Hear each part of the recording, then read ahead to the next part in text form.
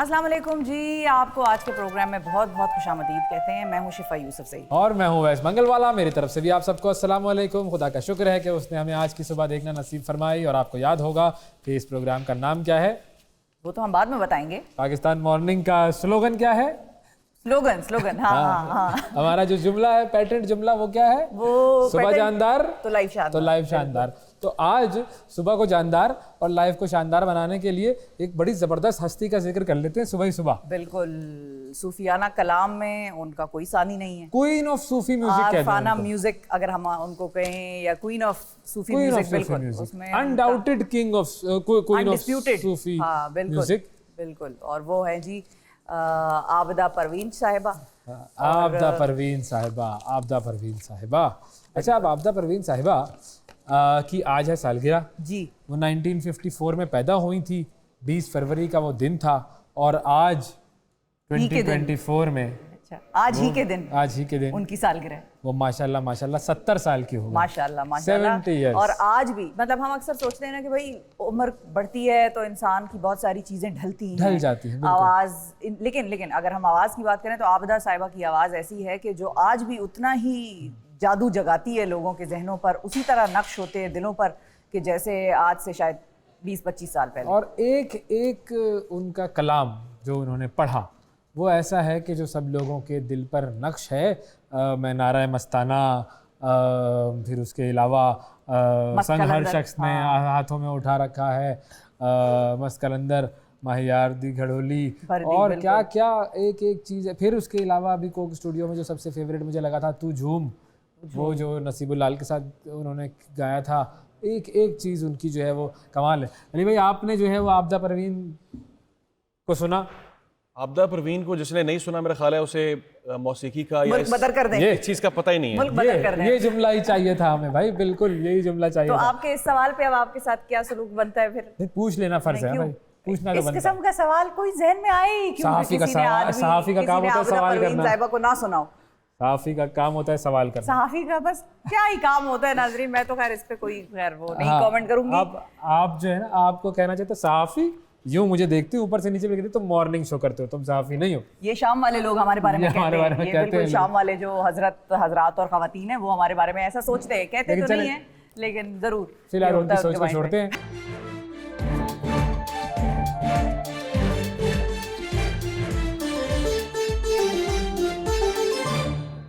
अच्छा जी, तो आबदा परवीन के बाद अब पॉलिटिक्स पे आते हुए कैसा अजीब सा लग रहा है? तो बीच में मौसम को इन कर लें। मौसम पे आए, मौसम पे आ जाए। मौसम जो है वो कुछ गर्मी, कुछ सर्दी, कुछ अजीब सा मौसम है। गर्मी लगती है, स्वेटर उतारते हैं, सर्दी लगती है, कुछ ये बीमारियों का मौसम है भाई। इसलिए भाई देखें, केपी में तो शदीद बारिशें हुई, जबरदस्त, लेकिन निज़ाम ज़िंदगी वहाँ पर हो गया है दरहम बरहम। इस्लामाबाद में कल बहुत बारिश हुई है, ओले पड़े हैं।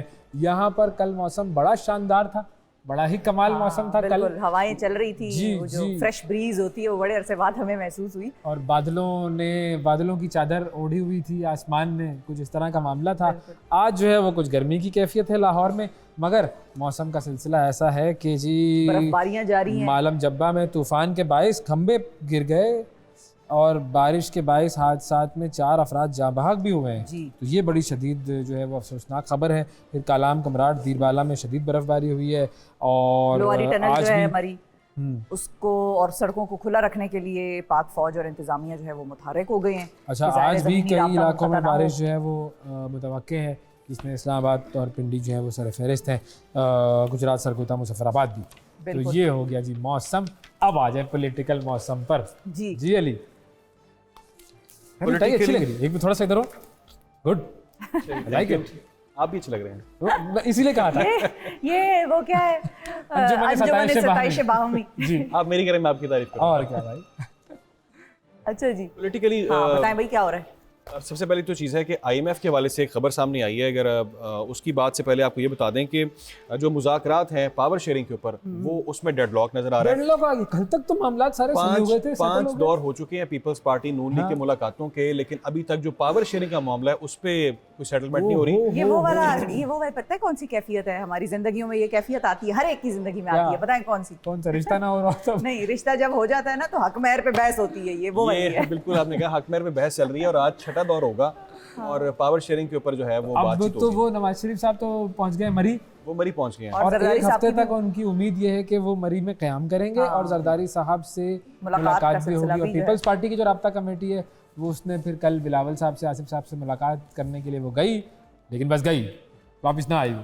तो मुलाकात अभी हो रही है, होगी, तो अब देखते हैं। आज फिर मुज़ाकरात है दोनों की कमेटियों में, तो ये देखना है कि अच्छा, वो उधर कहाँ तक MQM जो है पहुंचे। उसके वफ्द भी मुस्लिम लीग नून के रहनुमाओं से मुलाकातें कर रहे हैं और इस सारी सूरत हाल में एक पार्टी अगर चैन से बैठी है हाँ। तो वो है MQM। वो उसको बड़े पता है हमने तसल्ली, हुकूमत में आना। इत्मीनान से, बिल्कुल बिल्कुल, वो बहुत वो वाला बच्चा नहीं होता जो कहता है सब ये सब याद है, पेपर भी जबरदस्त हुआ, टॉप भी करूंगा, तो ये वो वाली सूरत हाल है इनकी। बिल्कुल, उसको सब पता है। ठीक है, अच्छा, लेकिन एक और चीज़ ये देखें कि चीनी और अमेरिकी सिफारतकार बड़े मुतहर्रिक हुए हैं और जो नामजद वज़ीर आज़म है PMLN की तरफ से शहबाज शरीफ साहब, उनसे मुलाकातें हुई हैं और उन्होंने नई बनने वाली हुकूमत और दरपेश मुमकिन जो भी चैलेंजेस हैं उन पर तबादला ख्याल किया है और अपने मुकम्मल ताउन का यकीन दिलाया। तो अब आप ये देखें कि इंटरनेशनल दुनिया जो है वो भी इंतज़ार कर रही है कि भाई पाकिस्तान में हुकूमत बने, मामलात आगे बढ़ें, निगरान हुकूमत हमारी कब तक रहेगी और कब तक ये मामलात इसी तरह चलाती रहेगी। तो ये सारी दुनिया की नज़रें हम पर हैं इस वक्त। This is kind of a defining moment. वो जो डोनाल्ड ब्लूमबर्ग जो हैं, डोनाल्ड ब्लूम अमेरिकी जो सफ़ीर है पाकिस्तान में। सफ़ीर मेरे दिल में सेनेटर पता नहीं क्यों आ रहा था, अमेरिकी सफ़ीर हैं, उनकी भी मुलाकात हुई है शहबाज साहब से। बिल्कुल, तो ये मुलाकातें चल रही हैं और अब देखते हैं क्या होता है। चीन ने खैर पाकिस्तान में जो इंतखाबात हुए उन पर हौसला अफजाई भी की। पाकिस्तान के क्या बोला? Very good. ये नहीं पता क्या हौसला अफजाई, शाबाश। हौसला अफजाई की, मेरी नज़र से वो आर्टिकल की हेडलाइन गुजरी थी। अच्छा। तो चीन ने हौसला अफजाई की, लेकिन दूसरी तरफ जो वो है विकेट एक कीपर और, खड़ा होता है ना पीछे, शाबाश शाबाश कर रहा होता है। हाँ, मुबारकबाद एक तरह से मुबारकबाद दी। पर मुबारकबाद देते हैं। लेकिन दूसरी तरफ जो फिच रेटिंग्स हैं उसमें मामलात जरा ज़्यादा खुशगवार नहीं पहले है। वो PTI वालों ने भी तो कल बड़ा बाज़ाब्ता उन्होंने प्रेस कॉन्फ्रेंस करके सुन्नी इत्तेहाद कौंसिल और मजलिस वहदत मुस्लिमीन। जी, अच्छा, ये बड़ी इंटरेस्टिंग चीज़ है। और मुझे वैसे वो विजुअल्स बड़े पसंद आए हैं? ये, हाँ, क्योंकि जिस हद तक पाकिस्तान में डिवीजन बढ़ती जा रही थी और जिस हद तक एक हमने फिरकावारियत देखी है, खामखा मज़हब की बुनियाद पर दूसरे से नफरत देखी है, वो जो पावरफुल विजुअल था ना, उसमें वो था कि वो सुन्नी मतलब अहले सुन्नत वालों ने और अहले तशी के जो लीडरान थे वहाँ पर, उन्होंने हाथ उठा के एक दूसरे के साथ ये नाम भी देखे ना, वो आज़म किया। सुन्नी इत्तेहाद कौंसिल और मजलिस वहदत वहदतुल मुस्लिमीन। बिल्कुल, तो अल्लाह करे कोई पॉजिटिव चीज़ हो, मतलब पॉलिटिकली तो हो या ना हो, ये उनका आपस का मामला है, कम से कम ये उन्होंने दिखाया लोगों को कि मजहबी भाई अगर रवादारी हम- बड़ी ज़रूरी है। हाँ, और उन्होंने ये दिखाया कि अगर सियासत में हम साथ बैठकर मामलात आगे की तरफ ले जाने के रवादार बन सकते हैं, तो फिर आप लोगों को भी ये चाहिए कि आप लोग भी एक दूसरे को पीसफुल को एग्जिस्टेंस वाला जो एक फिनोमेना है उस पर अमल दरामद करें। तो अब फिर कौन बनेगा कौन, ये तो टेंशन में आ गया हूँ। अभी इंतजार करें अभी इंतजार करें। इस्लामाबाद की जो सीटें हैं उनके जीतने Notification वालों वापस हो के गए। नोटिफिकेशन मुअत्तल हो गए हैं, तो वहाँ पर अब दोबारा जो भी सिलसिला है वो चलेगा। लेकिन एक इन्फ्यूजन आज भी हम उसकी बात कर लें। वो क्या? कल तो मुलाकात कर ली उन्होंने नामजद जो वजीर आजम होंगे उनसे, लेकिन दूसरी जानिब तहरीक इंसाफ तो कह रही है मरकज में हम आ रहे हैं। वो कह रहे हैं हम कह आएंगे रहे हैं, भाई। हाँ, दोनों साइड। अच्छा, अब ये दोनों अपनी अपनी तो ज़ाहिर है वो जिसको हमारी ज़बान में कहते हैं तिगड़म लड़ा रहे हैं। अभी तो तहरीक इंसाफ के कोशिशें कर पास ये जो कल इनका इत्तेहाद हुआ ना सुन्नी इत्तेहाद काउंसिल वालों से और MWM वालों से, अब तो PTI को देखना ये है कि इनको जो अपनी रिजर्व सीट्स हैं वो वापस मिलने का या वो मिलने का मामला कहाँ तक जाएगा। तो अभी तो उनको वो तो उसकी टेंशन पुरअज़्म है कि हमें सीटें मिल जाएंगी तो हम हुकूमत बना लेंगे। अच्छा, अब जो हुकूमत बनाएगा वो उसके लिए सूरत हाल ये होगी, वो सर मुंडाते ही ओले पड़े वाला मुहावरा जो है ना, इसीलिए तो कोई आपको लेना पता है कि कितनी बुरी हालत हुई हुई है, लेकिन उसमें भी दोनों ग्रुप चाह रहे हैं बस हमें मिल जाए, हम सही करेंगे। और सही मुझे लगता है किसी से नहीं होगा, ये दोनों रोएंगे।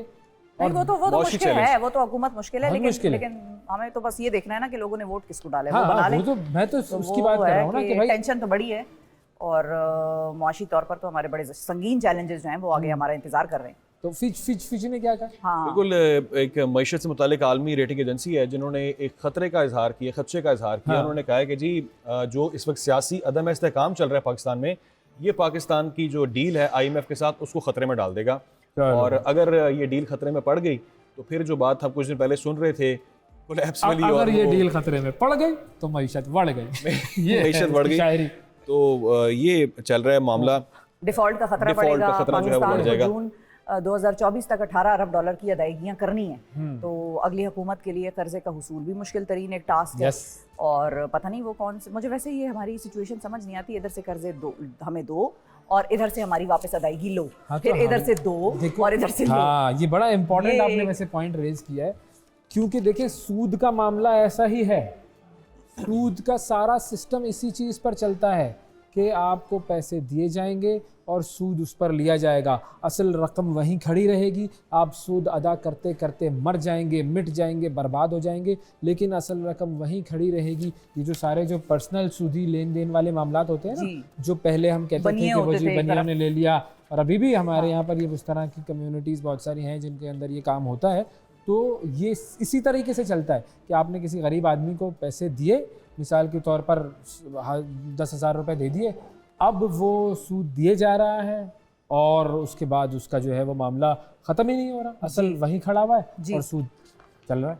हाँ जी, ये पूरा सिस्टम है। इसीलिए तो अल्लाह ताला ने कहा है कि ये सूद का जो निज़ाम है, सूद का जो लेन देन करते हैं, उसकी मिसाल उन लोगों की ऐसी है कि जैसे शैतान ने उन्हें छू कर बिल्कुल बावला कर दिया, तो वो शैतान के छुए हुए लोग बस ऐसे ही होते हैं फिर। बिल्कुल। अच्छा, हमारे इलेक्शंस एक्सपेंसिव थे, क्या सिचुएशन थी वो वाली भी हमें कोई खबर कोई सुना दे, मुझे बता दे। एक्सपेंसिव आपका एक वोट 2,500 रुपए का पड़ा है गवर्नमेंट को। अच्छा 2,500 रुपए लेके तो हमें नहीं दिया क्या? हमने और फिर भी उसमें कह रहे हैं धांधली हुई है, 2,500 रुपए लग गए हैं और कितने खरब लग गए हैं इलेक्शंस के ऊपर। हर वोट 1.5 खरब से ज्यादा लगा। अच्छा, टोटल कितना खर्चा हुआ इस इंतखाबात पर? 1.5 खरब, 1.5 बिलियन जी मजमूई अखराजात, और ये बड़े महंगे ट्रिलियन खरब।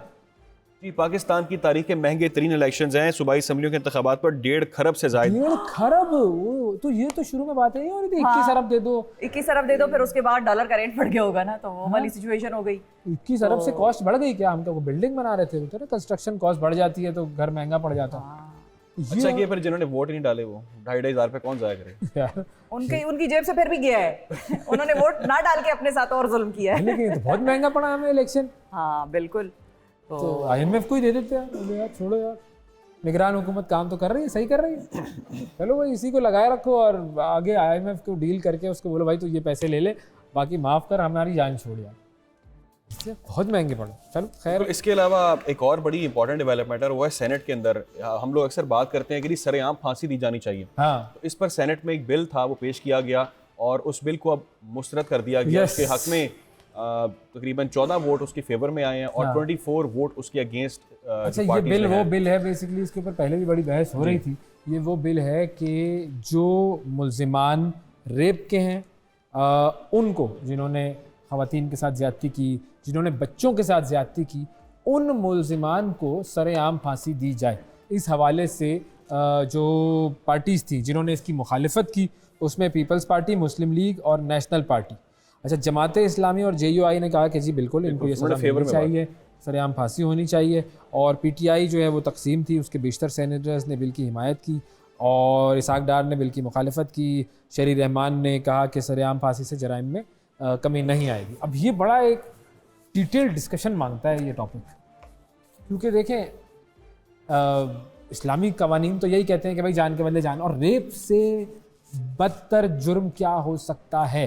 और अल्लाह ना करे, अल्लाह ना करे, अल्लाह ना करे, किसी के भी बच्चे के साथ अगर ये वाक़या होता है तो आप सोचें कि ये उस बच्चे के साथ और इंसानियत के साथ और सोसाइटी के साथ, मुआशरे के साथ कितना बड़ा जुर्म है।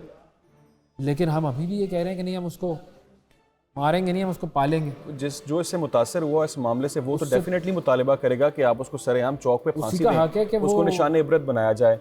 लेकिन डेफिनेटली जो हमारा कानून है उसको भी हमने मद्देनजर रखना है और देखना है कि सेनेट जैसा इस तरह से चलता है। यार मैं अफसोस में आ गया हूँ इस वजह से कि ये देखो हम और फिर हमारे पास आए दिन वाक़यात आते रहते हैं कि ये हो गया, एक बच्चे के बाद दूसरा बच्चा, तीसरा बच्चा, चौथा बच्चा, और ये रिपोर्ट्स आती रहती हैं और मामला बेहतरी की तरफ जा नहीं रहा। तो बस फिर यही होगा। अल्लाह हम सब पर रहम करे भाई। मुजरिमों को सज़ाए इबरत, वो निशान इबरत नहीं बनाएंगे हम, तो फिर कैसे जुर्म का खात्मा होगा? दोनों चीज़ें होती हैं ना, एक होता है आप कानून सख्त करते हैं, सज़ाओं को सख्त करते हैं, और दूसरा माशरे में तरबियत का मामला करते हैं। हमारे यहाँ तो प्रॉब्लम जब ये दोनों चीज़ें होंगी तो बैलेंस होकर सही होगा। हमारे यहाँ तो प्रॉब्लम ये है कि सज़ा तक कोई केस पहुँचता नहीं है, ये अलग कन्विक्शन ही नहीं होती, चाहे फांसी सरेआम हो या कमरे के अंदर हो या जल्लाद लटकाए, जो भी करे, वो तो फांसी तक तो पहुंचता ही नहीं है, क्योंकि वो कॉन्विक्ट ही नहीं हो सकता। वो जो बेचारा जिसका रेप हुआ है वो डर के मारे, सहम के मारे घर में बैठता है, उसका टाइम पे मेडिकल नहीं होता तो अगले के खिलाफ जो शवाहिद हैं वो अदम मौजूदगी की बिना पर उसको बरी कर देते हैं, अदम मौजूदगी, वो एक अलग ही प्रॉब्लम है हमारी। तो हमारे तो कानून को रिवैम्प होने की ज़रूरत है। बस वो गोरे चले गए और हमारे पास अंग्रेजी के अल्फाज छोड़ गए जिनको हमने किताबों में छापा और हमने कहा ये लोग हमारा कानून है भाई। बिल्कुल। तो इम्प्लीमेंटेशन इसकी पाकिस्तान में लेजिस्लेशन की इस वक्त कोई जरूरत नहीं। We are overly legislated country. बिल्कुल, इन्होंने बड़ी ठीक बात किया कि इवन बाहर के जो ममालिक है वहाँ पर भी सरेआम फांसी का कॉन्सेप्ट नहीं है, लेकिन कानून इतना तगड़ा है, वहाँ पे इतना स्ट्रॉन्ग कानून है कि वो कानून को इम्प्लीमेंट ऐसे करवाते हैं कि दोबारा कोई शिकंजे में ले लें आप। शिकंजे में तो लेना, हाँ, हम तो उधर तक भी नहीं पहुंचाते ना उसको। वो देखिए, वो तो बात की बात है कि अब लटकाने का कैसा। वेस्ट का पता है क्या है? इंडिया ने डेथ पेनल्टीज नहीं दी है क्या? अमेरिका ने डेथ पेनल्टीज नहीं दी है क्या? सऊदी अरब में डेथ पेनल्टीज नहीं होती है क्या? हम करें तो हमारे ऊपर सारे आ जाते हैं कि तुम ना करो। नहीं, ये तो सरेआम अच्छा, पहली चीज तो ये ना, हम तो अभी डेथ पेनल्टी पे ही रुक गए हैं। हमारा तो मामला ये हो गया है कि हम तो इतने गुलाम बने हुए कि हम सोच ही नहीं रहे हैं डेथ पेनल्टी के हवाले से। फिर उसके बाद जब डेथ पेनल्टी के हवाले से, क्योंकि जुर्म इतना संगीन है, चूंकि माशरे के साथ जुर्म किया गया है, एक बच्चे के साथ जुर्म किया गया है, एक ऐसे शख्स के साथ जुर्म किया गया है जो अपने आप को बचा ही नहीं सकता, तो फिर उसके ऊपर सजा भी उतनी ही घिनौनी बनती है। बहरहाल ये एक अलग डिबेट है, इसके ऊपर हम कभी अलग से बात कर लेंगे। लेकिन बस क्या कहें भाई, हम तो एक वेस्टर्न वर्ल्ड में अपने आप को बस वो बनाने के चक्कर में है ना कि जी हम वी आर सो सिविलाइज्ड। तो आप करते रहें अपने बच्चों के साथ जुल्म और ज्यादती, और फिर उसके बाद सिविलाइजेशन के ढंडोरे पीटते रहें। अजीब, पता नहीं कौन से हम जोम में है कि हम सारा माशरा सही कर दिया है। जो बाइडन, उन्होंने कुछ कहा है अपनी अहलिया जिल बाइडन के बारे में। हाँ। और बेसिकली उन्होंने अपनी पहली मिसाली मुलाकात की दास्तान जो है वो बयान की है। मीट क्यूट्स न्यूयॉर्क सिटी, या मीट क्यूट्स NYC नामी एक इंस्टाग्राम अकाउंट है, उस पर पोस्ट की गई एक वीडियो है जो कि बड़ी वायरल हो रही है अमेरिकी सदर की। और जो बाइडन ने उसमें बताया है कि वो कैसे अपने छोटे भाई की वजह से अपनी बीवी जिल बाइडन से मिले। और बाइडन जो है उन्होंने अपनी मुलाकात की दास्तान जो है वो इंटरव्यू में बयान की, जिसमें उन्होंने बताया कि उनका भाई जो है उन्हें बगैर बताए मिलवाने किसी से ले गया। अच्छा। और उनके भाई ने उनको ये नहीं बताया कि किससे मिलवाने ले जा रहा हूँ। उन्होंने बस ये कहा कि मैं तुम्हें जिससे मिलवाने लगा हूँ वो बहुत खूबसूरत खातून है और उसको सियासत नहीं पसंद। अच्छा। तो तुम्हें वो खातून पसंद आ जाएगी। अच्छा। और फिर उसके बाद उनकी शादी हो गई। फिर वो एक कपल बन गए, उनकी शादी हुई और ये दोनों मियाँ बीवी बैठ के जो है अपनी बड़ा वैसे फड्डा पड़ा हुआ है जो बाइडन के ऊपर, इसकी मेमोरी के हवाले से रिलीज हुई है एक रिपोर्ट। हाँ, कि मेमोरी के इसको बड़े मसाइल हैं, ये सदर कैसे हमारा बैठा हुआ है, मतलब अमेरिका वालों ने कहा है कि भाई ये क्या मसला है हमारा, उसके ऊपर बड़े मसाइल हो रहे हैं। ये तो इसकी मोहब्बत हो गई। हाँ। और रूस का जो अपने प्यूटिन भाई हैं, हाँ। उनको भी लंदन में सुना एक नई मोहब्बत मिल गई है। अच्छा, ये क्या ड्रामे चल रहे हैं इधर उधर। भाई बरतानवी मीडिया जो है उसने कहा है कि प्यूटिन को लंदन में एक बड़ी तालीम याफ्ता खातून है, उसका नाम है कैटिया मेजोलिना, उनसे हो गई है मोहब्बत। वो इंटरनेट पर रूसी सदर पर होने वाली तनकीद को सेंसर करती हैं। उनकी तस्वीर भी सामने आई है और बड़ी मतलब माशाल्लाह 39 साल ये खातून है और यूक्रेन मुखालिफ सेनेटर एलिना मेजोलिना की ये बेटी है। और ये जो है वो प्यूटिन की हामी है और मोहब्बत हो गई है। ला ला ला ला, यानी कि तनकीद को सेंसर करने से भी मोहब्बत हो जाती है। अरे ये आपने निकाला है, सही बात निकाली है आपने।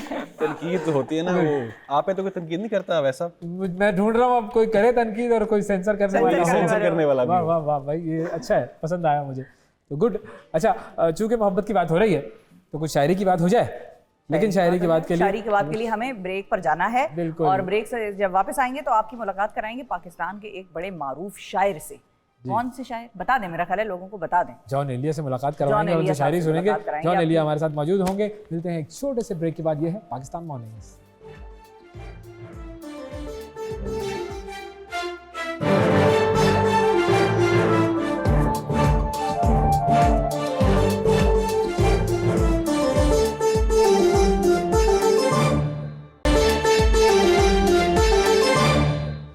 नया एक रिश्ता पैदा क्यों करें हम। वाह वाह वाह वाह वाह। बिछड़ना है तो झगड़ा क्यों करें हम। भाई वाह वाह वाह वाह वाह वाह। सही है ना, समझ में आई। वाह वाह वाह वाह वाह। बिछड़ना है तो झगड़ा क्यों करें हम, खामोशी से अदा हो रस्म दूरी। भाई वाह वाह। कोई हंगामा बर्पा क्यों करें हम। हाँ, क्या बात है भाई, वाह वाह, मजा आ गया, बहुत आला, बहुत यार। ये जो शेर हैं, अशार जो मैंने पढ़े हैं, ये अपने अहद का एक बड़ा नाम जॉन एलिया, जो तमाम टूटे हुए दिलों की आवाज़ है, ये उन्होंने लिखी। बिल्कुल सही बात है, नौजवानों में बड़े मकबूल हैं, नौजवानों के में बड़े मकबूल हैं। और आज नौजवान हमने मधु किया है अपने प्रोग्राम में, उन्हें हमने कहा भाई सर आप तशरीफ लाइए जी, ताकि बिल्कुल। हमारे नौजवानों से आपकी बराह रास्त गुफ्तगू हो, आप बराह रास्त हम कलाम हो सके उनसे। जॉन एलिया साहब, अस्सलाम वालेकुम। वालेकुम सलाम। कैसे हैं जनाब, ठीक ठाक हैं आप? जॉन साहब, आप ज़ाहिर है नुमाइंदगी करते हैं दिल के जज्बात की, तमाम नौजवानों की। दुखी शायरी भी है, बड़ी डिफरेंट शायरी है, और हर शख्स आपकी शायरी को मानता है। तो पहले तो हमारी तरफ से आपको एक यूँ कहिए कि खिराज तहसीन कि वाकई कमाल जो कुछ आपने लिखा, एक एक लफ्ज़, एक एक जुमला, एक एक शेर, वो कमाल है। लेकिन आगाज़ में हम चाहेंगे कि आप कुछ सुनाएं ताकि हमारे जो नाजरीन हैं वो सुनकर अपना सर धुन सकें। जॉन एलिया साहब की नज़्म है एक रम्ज़ जी, रमज़ान। वहाँ से आगाज़ करता हूँ। एक नज़्म है। तुम जब आओगी तो खोया हुआ पाओगी मुझे, हाँ हाँ हाँ, तुम जब आओगी तो खोया हुआ। खोया हुआ पाओगी मुझे, मेरी तन्हाई में ख्वाबों के सिवा कुछ भी नहीं। हाँ हाँ हाँ हाँ, मेरे कमरे को सजाने की तमन्ना है तुम्हें, मेरे कमरे को सजाने की तमन्ना है तुम्हें, मेरे कमरे में किताबों के सिवा कुछ भी नहीं। कुछ भी हाय नहीं। हाय। इन किताबों ने बड़ा जुल्म किया है मुझ पे, हाय हाय हाय, इन किताबों ने बड़ा जुल्म किया है मुझ पे। इनमें एक रम्ज़ है, एक रम्ज़, इनमें एक रम्ज़ है, रम्ज़ है, रम्ज़ है। इस रम्ज़ का मारा हुआ जहन वाह, मुशदाए इशरत इंजाम नहीं पा सकता, हाँ हाँ हाँ, ज़िंदगी में कभी आराम नहीं पा सकता। जिंदगी में कभी आराम नहीं पा सकता। और ये जॉन एलिया साहब की ज़िंदगी ऐसी ही कि कभी कभी भी आराम ना पा सके। लेकिन अब इनका असली तारुफ भी करवा दें हम। बिल्कुल, जुल्फ़िकार अली साहब नाज़रीन, इनका इस्म शरीफ है। और जुल्फ़िकार अली से आप जॉन एलिया तक का जो आपका सफ़र था, ये कैसे शुरू हुआ? क्योंकि शायरी आप भी बड़ी करते हैं, शायरी से आपका भी बड़ा लगाव है, लेकिन ये जो जॉन एलिया से लगाव है, इसकी ज़रा वजह बताएं। जॉन एलिया से लगाव की वजह एक ये भी थी कि कुछ मेरी रिजेम्बलेंस उनसे थी।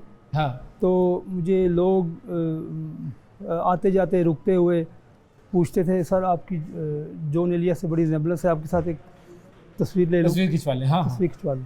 तो उसके बाद से फिर मैंने बाकायदा जॉन साहब को पढ़ना शुरू किया। तो ये मतलब अगर मेरी एक रिजेम्बलेंस की वजह से अगर है तो मेरा उनके लिए खिराज है, ट्रिब्यूट है ये, कि मैं ट्रिब्यूट है कि मैं उन्हें बिल्कुल पढ़ता हूँ। हाँ, मतलब इसका मजाक उड़ाना मकसद नहीं है। जी नहीं, इसका मकसद नहीं ये नहीं, है मजाक उड़ाना नहीं। उन जैसा मोहब्बत बन नहीं। कर उनसे मोहब्बत का इजहार करना। जी जी, वाह, वाह, उनसे वाह। मोहब्बत का इजहार करना है। तो पहले आपका चेहरे के बारे में लोगों ने कहा कि आप उनकी तरह रहते हैं, या बाल भी आपके हमेशा से ऐसे ही थे उनकी तरह, हेयर स्टाइल वगैरह? बाल भी ऐसे ही थे। हाँ, अच्छा, ये बाद में नहीं बनाया आपने, हमेशा से ऐसे ही थे वो? जी जी, ये बाल ऐसे ही थे, बाद में नहीं बने। तो फिर मैंने इसको कंटिन्यू कर लिया। मैं एक गवर्नमेंट सेक्टर में जॉब करता हूँ। अच्छा, तो फिर मैंने उनको अपनी एक मजबूरी बताई, उन्होंने कहा ओके ठीक है, इजाज़त मिल गई आप कर ले। हाँ, जी, तो लोगों का रिस्पांस क्या होता है जब वो आपको जॉन एलिया की तरह चलता फिरता, उनकी तरह कपड़े पहना हुआ देखते हैं? जी, बस अगर जा रहे हों तो फिर तो वो जॉन कह के आगे निकल जाते हैं। हाँ। Hello John, hello John. अच्छा, और अगर कहीं मार्केट में या इधर उधर आमना सामना हो जाए तो वो कहते हैं आप हमें कोई उनकी पोइट्री सुना दे। सुना दें, हमारे साथ एक तस्वीर ले लें। ठीक है, बिल्कुल। तो बस उस वजह से ये फिर वो मुझे अच्छा लगता था। मैंने कहा एक पाकिस्तान का एक इतना बड़ा नाम, अल्लाह ने अगर दुनिया का इतना बड़ा नाम, दुनिया का इतना बड़ा नाम। बिल्कुल। वैसे तो इंग्लिश शायर भी थे एक, जॉन कीट्स। हाँ, जॉन कीट्स। वो जवानी में ही वो उनकी डेथ हो गई उसके टीबी की वजह से। तो लेकिन पाकिस्तान के जॉन एलिया है। बिल्कुल। तो असल नाम इनका सैयद सिप्ती असगर था। जी हाँ। तो फिर उनका तखल्लुस जॉन सैयद सिप्ती असगर जॉन हो गया। जी हाँ। तो वो उससे फिर इस तरह हुआ कि वो ऐसे मतलब एक मेरी उनसे रिजेम्बलेंस है, तो फिर मैंने कहा मुझे उनकी जैसे कुछ ना कुछ ट्रिब्यूट के लिए उनको के लिए कुछ करना चाहिए। कभी आपकी मुलाकात किसी जगह कोई शहनाशाई इस तरह हुई हो कि कभी किसी मुशायरे में आपने देखा हो उनको पढ़ते हुए, या कुछ इस तरह हुआ या नहीं हुआ? नहीं सर, इतना मुझे वो एजाज़ हासिल नहीं हुआ। नहीं हुआ। तो बस एक्चुअली मेरे फादर भी ऑफिसर थे, गवर्नमेंट ऑफिसर थे। अच्छा। ठीक है। तो फिर वो हम कभी बहावलपुर, कभी गुजरांवाला, कभी फैसलाबाद, कभी मियाँ वाली, लाहौर हम आए हैं 98 में। अच्छा। उनकी लाहौर में पोस्टिंग हुई, तो फिर हम लाहौर आ गए, तो उधर से फिर बाकायदा जो है ना सब कुछ। जी। अच्छा, तो फिर कुछ और कलाम भी अगर हमें सुनाएं, क्योंकि कलाम सुनने का मजा अलग ही है भाई। कलाम जी, हमें ऐसा लगेगा मुशायरे में बैठे। साल हा साल और एक लम्हा, हाँ हाँ, साल हा साल और एक लम्हा, कोई भी तो ना इनमें बल आया, खुद ही एक दर पे मैंने दस्तक दी, खुद ही लड़का सा मैं निकल आया। ये कथा है 4 लाइनों का। बिल्कुल। अच्छा, अब मैं चाहूँगा कि उनकी तरह जो उनका एक स्टाइल था कि वो अच्छा बड़ा उनका जो है ना वो उनके अंदर एक एग्रेसिव भी और थोड़ा सा हैपनिंग भी, कि वो हलना, फिर चश्मे को उतारना, फिर पहनना, और फिर हाँ लोगों से इंटरेक्ट भी करना। हाँ मैं सुनना भाई, सुनना, मैं ज़रा सुना रहा हूँ, कुछ उस तरह हो तो ज़रा ज़्यादा अच्छा लगेगा। ओके, सही। तो अब वो मैं उनको सुनाता हूँ। मेरा एक इंटरव्यू भी हुआ, तो उसमें उन्होंने मैंने सुनाया था कि हम में कब बाकी रहे होशो हवास, हाँ। वो घनी पलकें जो बोझल हो चली। ये सलीम के लिए है, सलीम तुम्हारे लिए जी। हाँ, सलीम जाफरी। ये एक बात है कि मेरे बातने ज़ात को अगर कोई जानता है तो वो सलीम जाफरी है। हाँ। अगरचे वो सुन्नी है। सही। अच्छा। अगरचे वो सुन्नी है। हाँ।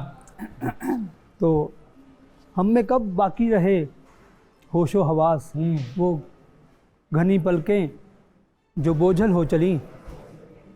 खींचनी थी मुझे अपनी तस्वीर जुनू, बैठे बैठे उसकी जुल्फें खींच दी।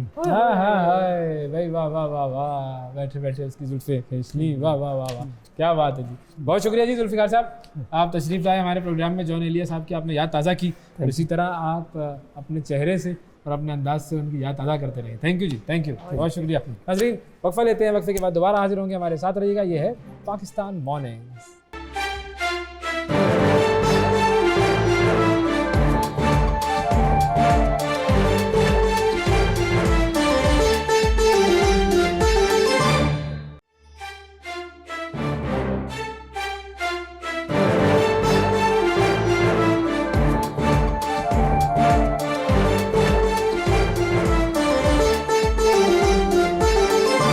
वेलकम बैक जी, आपको खुशामदीद कहते हैं पाकिस्तान मॉर्निंग्स में। अच्छा जी, अब बात करते हैं कुछ सियासत की, और सियासत में एक वीडियो बड़ी चल रही है, और वो वीडियो क्या है? छपाई हो रही है भाई। छपाई इम्तिहानों वाली नहीं, नकल वाली नहीं, वो छपाई हो रही है, बैलेट पेपर की छपाई। और बैलेट पेपर की छपाई जिस शख्स की प्रिंटिंग प्रेस से हो रही है, उस शख्स को हमने कहा कि आज उनसे बात की जाए, ये क्या कर रहे हैं, क्यों वो प्रिंटिंग प्रेस में अपनी बैलेट पेपर छपवा रहे हैं, और ये इतना बड़ा जुर्म कौन सरजद कर रहा है, आपके सामने हमने सोचा उनसे बात की जाए। राना एहसान अफजल साहब, पाकिस्तान मुस्लिम लीग नून के रहनुमा हैं, वो हमारे साथ मौजूद हैं। अस्सलाम वालेकुम राना साहब। वालेकुम सलाम। सर ये क्या कर रहे हैं आप, ये क्या कर रहे हैं तुसी सर? किताबें भी छाप बैलेट दो पेपर छाप रहे हो? बैलेट पेपर ही छाप दो। मैं कल सुबह उठा, कोई 6 बजे मेरी आंख खुली, तो मैंने अपना वो मैसेजेस फोन के जो देखे, तो मुझे पता चला कि मेरी एक प्रिंटिंग प्रेस है और उसके ऊपर बैलेट छप रहे हैं। अच्छा। फिर कल पूरा दिन मुझे 20 लोगों ने राब्ता किया कि क्या आपकी प्रिंटिंग प्रेस है। देखिए, ना मेरी कोई प्रिंटिंग प्रेस लाहौर में है, ना पूरे पाकिस्तान में है, ना मैंने अपनी जिंदगी में प्रिंटिंग प्रेस का शायद विजिट भी ना किया हो। लेकिन देखें, जो हैरानगी हुई वो ये हुई कि बैलेट पेपर छप रहे थे नेशनल असेंबली के, लेकिन रंग उनका सफेद था और बड़ा लाइट रंग था। तो ये इस तरह हमें तो यही लगा, महसूस हुआ कि ये एक स्टेज ड्रामा था और जिस तरह प्रोपेगेंडा मशीन्स काम करती हैं तो वो बहुत तेजी से काम कर रही थी। लेकिन बहरहाल मैं प्रिंटिंग प्रेस का मालिक हूँ, ये कल से मुझे पता चला। सर देखें राणा साहब, वैसे आ गई। राणा साहब देखें, बात सुने, वो प्रिंटिंग प्रेस के मालिक हैं, आपको पता नहीं है आपकी प्रिंटिंग प्रेस है। फ्लैट भी तो ऐसे ही होते हैं ना, पता नहीं चल रहा होता मालिक कौन है, फिर बाद में होता है यही फ्लैट है, इसी का है, लेकिन एग्री नहीं कर रहा होता सर कोई। नहीं, मैं आपको हल्फन बता दूं, मैंने शायद जिंदगी में प्रिंटिंग प्रेस का विजिट भी ना किया हो, लेकिन अब मैं लाहौर जाके जरूर करूंगा कि वो किधर है मेरी प्रिंटिंग प्रेस। ये प्रेस। लक्ष्मी चौक पे है, आप जरूर जाइएगा, हम भी आपको कंपनी देने के लिए साथ चलेंगे। बिल्कुल, मोस्ट वेलकम जी। हाँ, लेकिन वैसे जो जाहिर है अब आप लोगों की तरफ से, आप लोगों की जमात की तरफ से जाहिर है इसको प्रोपेगेंडा या स्टेज ड्रामा कहा जा रहा है। दूसरी साइड से भी जो है उस पर कोई और ज्यादा बयानात नहीं आए। उन्होंने कहा नहीं, हम तो गए थे और हमने, हमारी तरफ से ये अपलोड नहीं हुई थी, हमने बना लिया था, लेकिन जो लोग हमें, जिन्होंने टिप दी थी वो लेकर गए, तो वो भी फिल्मिंग कर रहे थे साथ साथ, और ये उन्होंने कहीं चढ़ा दी सोशल मीडिया पे और ग्रुपों में फैला दी। तो जिस शख्स की ये थी स्टोरी सारी, उसका तो मौक़िफ़ ये सामने आया। लेकिन एक चीज़ जो मुस्लिम लीग नून को अब इस पर करनी चाहिए वो ये है कि जो भी बैलेट पेपर्स छप रहे थे या जो भी था, वो कलर के हवाले से भी आपने अच्छा पॉइंट उठाया। उस पर भी जो सहाफ़ी थे उन्होंने ये कहा कि कलर वो ग्रीन ही था, लेकिन वो लाइट की वजह से वाइट लग रहा था, वो लाइट की वजह से उसके कलर चेंज हो गए थे, था वो ग्रीन। अब इस पर नून लीग को करना ये चाहिए कि फ़ौरन रिपोर्ट, मतलब इसकी इन्वेस्टिगेशन कराएं। ज़ाहिर है वहाँ पर जहाँ पर भी ये प्रिंट हो रहे थे वो ऐसा ही लग रहा था कि वो डिस्पोज ऑफ नहीं किए हुए बंडल्स में नहीं थे, बल्कि बाकायदा तौर पे कॉपियों में पड़े हुए और छपे हुए पड़े हुए थे उधर। दूसरी चीज़ ये कि ये तो पाकिस्तान का बड़ा एक सेंसिटिव डॉक्यूमेंट है। अगर आपकी जमात पे इल्ज़ाम लग रहा है तो उसके लिए तो बड़ी एक थॉरो किस्म की इन्वेस्टिगेशन चाहिए, क्योंकि ये तो सिर्फ पाकिस्तान ही की प्रिंटिंग कॉरपोरेशन को ये वही मिजाज है कि वही ये चीज़ प्रिंट कर सकती है। तो इस पे कर रही है आपकी कोई जमात कार्रवाई? देखिए, मेरे ख्याल से बिल्कुल हमें इसको पुलिस को रिपोर्ट करना चाहिए, लेकिन यहाँ मैं 2-3 चीजें बता दूं। देखें, जो बैलेट पेपर इस्तेमाल होता है इलेक्शन के बैलेट के लिए, तो वो भी यूनिक होता है, उसकी स्याही भी यूनिक होती है, उसका कलर भी यूनिक होता है। तो अगर ये बहुत ही कोई बेवकूफ होगा कि किसी आम प्रिंटिंग प्रेस में वो कोशिश करे कि इन तीनों चीजों को मैच करके वो करे, और जब उसका कोई बंदा उठ के फोरेंसिक करा दे तो वो एक्सपोज हो जाए। ये बिल्कुल, हमें तो ये स्टेज ड्रामा लगता है, लेकिन आपने सही कहा, ये हमारी जिम्मेदारी है कि हम पता करें कि इसके पीछे कौन था। बहरहाल जिस जर्नलिस्ट ने वो ब्रेक की न्यूज, वो खुद उससे पीछे हट गया कि उसको यकीन नहीं आ रहा था कि ये जेन्युइन भी है या नहीं जेन्युइन। और फिर जिन लोगों ने उनको खुद इन्वाइट किया, खुद बुलाया कि आप ये देखें यहाँ क्या हो रहा है, उन्होंने ही वीडियो जो है वो लीक कर दी। जरूर इसकी तहकीक होनी चाहिए। देखें, PMLN इस वक्त हुकूमत में नहीं है, लेकिन हम रिपोर्ट करेंगे, हम इसके जरूर जहाँ पर ये छपवाई हो रही थी राणा साहब, ये बेसिकली तो बताया ये जा रहा था कि ये नून लीग का है, और आप लोगों के, क्योंकि जाहिर है बदनामी इस जमात की हो रही है ना, तो अगर दूसरे भी करा रहे थे, दूसरी साइड करा रही थी, तहरीक इंसाफ करा रही थी या व्हाट्सएवर जो भी था इसके पीछे, तो ये इन्वेस्टिगेशन बहुत जरूरी है। ये तो आप लोगों की पार्टी को चाहिए फौरी ये करा दें आप। करवा रहे हैं, करवाते हैं बिल्कुल। ये मशवरा सर आपको मिल गया है शिवा की तरफ से, आप लोगों ने इस पर जोर देना है बिल्कुल। अच्छा सर, मुझे ये बताएं कि देखिए इस वक्त जो सूरत हाल है, सबको पता है कि फॉर्म 45 और फॉर्म 47 में प्रॉब्लम्स हैं। आप लोग इन तमाम चीज़ों को वंस एंड फॉर ऑल ख़त्म करने के लिए क्यों नहीं फॉर्म 45 लेकर आ जाते, वो जो कि साबित कर दें कि जो फॉर्म 47 दिया गया है वो सही है, ताकि ये मसला ख़त्म हो। ये मसला ख़त्म नहीं हो रहा, ये बढ़ता जा रहा है।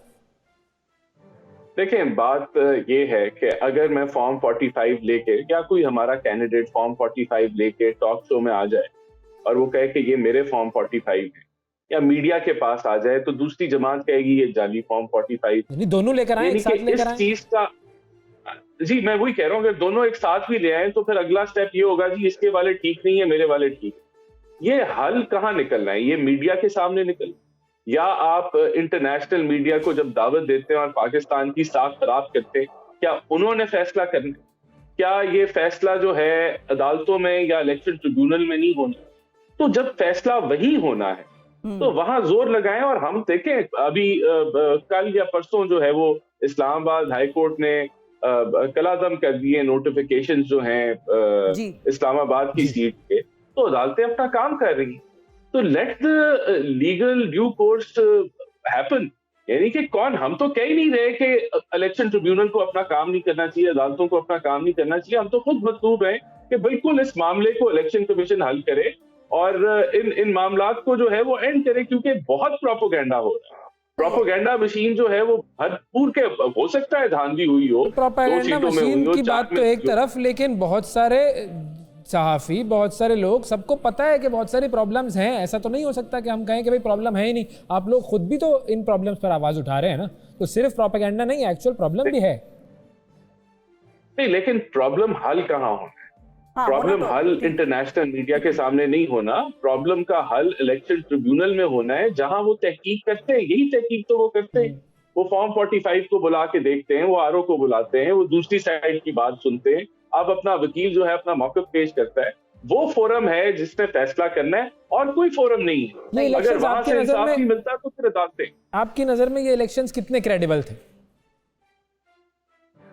देखें, पाकिस्तान में हमेशा इलेक्शंस के रिजल्ट्स के ऊपर जो है वो उंगलियां उठी हैं। 2018 के ऊपर हमने उठाई कि आरटीएस बैठा, लेकिन जो हकायक हैं आप उनको सामने रख के देख लें कि 2018 का जो इलेक्शन था वो 66 आवर्स में जो है वो फाइनलाइज हुआ। ये 36 घंटों में फाइनलाइज हो गया। वहां 16 लाख वोट जाया हुए, जो रिजेक्टेड वोट्स थे। अभी इस दफा 18-19 लाख वोट्स रिजेक्ट हुए, लेकिन कितना क्रेडिबल है? देखिए, मैं समझता हूं कि इसकी क्रेडिबिलिटी को ensure election commission of Pakistan ने करना है। इसकी क्रेडिबिलिटी को इंश्योर केयर टेकर हुकूमत ने करना है। आपको लग रहा है कि क्रेडिबल थे या नहीं थे? इतने फीसद थे? हाँ या नहीं? बात ये नहीं, मैं आपको बताता हूँ ये कितना क्रेडिबल है। मैं बताता हूँ ये उतना क्रेडिबल है कि केपीके के अंदर जहां इंडिपेंडेंट जीते वो इलेक्शन क्रेडिबल है। पंजाब में जहां वो हार गए वो क्रेडिबल नहीं है। जहां वो जीत गए वो क्रेडिबल है। सिंध में जो पार्टी जहां जीत गई इंटीरियर में पीपल्स पार्टी, वो क्रेडिबल है। कराची में वो हार गई, वो क्रेडिबल नहीं है। तो ये उतना ही क्रेडिबल है जहां जिसकी जीत है, जहां जिसकी हार है। इसको आप जज कैसे करेंगे? ये अच्छा आर्ग्यूमेंट था आपका, लेकिन अब इसको आप जज कैसे करेंगे जब आप कहते हैं कि एक जमात जो है वो प्रोपेगेंडा कर रही है और इंटरनेशनल मीडिया को बुलाकर पाकिस्तान की जगहसाई करा रही है? देखिए, ये हमने एक सेकंड सिर्फ ये सुन लें कि वो इंटरनेशनल मीडिया तो आता है ना, एज ऑब्जर्वर्स भी तो आते हैं वो, तो उसमें जो भी हर मुल्क ने अपने अलामिया जारी किया है कि भाई इसके ऊपर तशवीश है। अच्छा, अब दूसरी चीज़ ये है कि बहुत सारे ऐसे रहनुमा हैं जो आप लोगों की जमात के हैं, ख्वाजा साद रफ़ीक साहब हैं या पीपल्स पार्टी के कमर जमान कायरा साहब हैं। अब ये तो बहुत सीनियर लोग हैं और ख्वाजा साद रफ़ीक का तो बड़ा स्ट्रॉन्ग हल्का था लाहौर में। उन्होंने कहा मैं मुबारकबाद देता हूँ खोसा साहब को, कायरा साहब ने कहा मैं मुबारकबाद देता हूँ आज़ाद उम्मीदवार तहरीक इंसाफ वालों को। तो कुछ तो प्रॉब्लम फिर है ना, जब ये आप लोगों की अपनी जमातें और जो इत्तेहादी हैं पीपल्स पार्टी के, वो भी ये बात कर रहे हैं कि धांधली हुई है और मुस्तफ़ा नवाज खोकर हो गए या इस किस्म के लोग हो गए। आपने जितने का भी जिक्र किया ये वो सारे लोग हैं जो इलेक्शन हारे हैं। लेकिन बात ये देखें, मैं फिर रिपीट करूंगा, इसका तयन किसने करना है? हम अपनी वर्डिक्ट दे दें कि इलेक्शन बहुत क्रेडिबल था, अगले दूसरे अपनी वर्डिक्ट दे दें कि इलेक्शन क्रेडिबल नहीं था। आखिर फैसले तो कंप्लेंट्स पे होने हैं। कंप्लेंट्स का हल जो है वो इलेक्शन कमीशन की का फर्ज है, इलेक्शन ट्रिब्यूनल्स का फर्ज है, अदालतों का फर्ज है। तो बाकी तो जो आप यहाँ जिसका प्रोपेगेंडा मशीन तेज है, जो ज्यादा शोर मचाएगा, जो ज्यादा हंगामा करेगा, उसकी आवाज सुनी जाएगी। जो सोशल मीडिया पे हंगामा क्यों नहीं कर रहे सर आप लोग? देखिए, बात नहीं, हम समझते हैं कि अब गवर्नमेंट फॉर्मेशन की तरफ चीजें बढ़नी चाहिए। अभी हम एक स्टैंड बाय एग्रीमेंट को मुकम्मल करने जा रहे हैं। उसका रिव्यू जो है आखिरी के जो ट्रांच है वो नई हुकूमत ने लेनी है, जो भी हुकूमत बनाएगा। अगला स्टेप है नहीं है आपने, तो मुल्क को आप आगे चलने तो दे जी। अगर चले गए नहीं, ब्रेक लगा के हम यहाँ बैठ जाएंगे तो मैं समझता हूँ काफी चीजें कोलैप्स कर। फाइनली सर, क्या एक आजाद उम्मीदवार था जो आप लोगों की पार्टी में शामिल हुआ, उन्होंने मफलर वगैरह पहना और कल उन्होंने जाके डिक्लेरेशन दे दी है कि मैं जो हूँ वो सुन्नी इत्तेहाद काउंसिल में तहरीक इंसाफ के साथ शामिल हो रहा हूँ। ये क्या सिचुएशन थी? देखिए, हमारा तो काम है कि हमने हर एक को दावत दी है कि आप हमारी जमात को ज्वाइन करें, चाहे वो इंडिपेंडेंट्स हैं, चाहे दूसरी जमातें हैं जिनसे हम अलायंसेस करना चाहते हैं, क्योंकि हम समझते हैं कि सबको साथ लेके चलना है। और गवर्नमेंट फॉर्मेशन जो है वो अच्छी तगड़ी होगी तो वो सब फैसले कर सकेंगे, वो मुल्क को इस दलदल, जो माशी दलदल में जिस मुल्क फंसा हुआ है, उससे निकाल सकेंगे। तो अगर किसी ने सोचा कि हमारी तरफ वो आ गया और बाद में वो उधर चल गया तो उसकी अपनी मर्जी है। हमारा तो काम है कि हम बिल्कुल अपनी नंबर गेम को स्ट्रेंथन करें। यही पॉलिटिक्स होती है। जब आप गवर्नमेंट फॉर्मेशन में जा रहे होते हैं तो हमारी तरफ से तो दावत है। बिल्कुल ठीक है जी, बहुत शुक्रिया अदा करेंगे जी। राना एहसान अफजल साहब हमारे साथ मौजूद थे और बात हो रही थी इलेक्शन की सूरत हाल पर, सियासी सूरत हाल पर। वक्फा लेते हैं जी, वक्फे के बाद दोबारा हाजिर होंगे, हमारे साथ रहिएगा। ये है पाकिस्तान मॉर्निंग्स।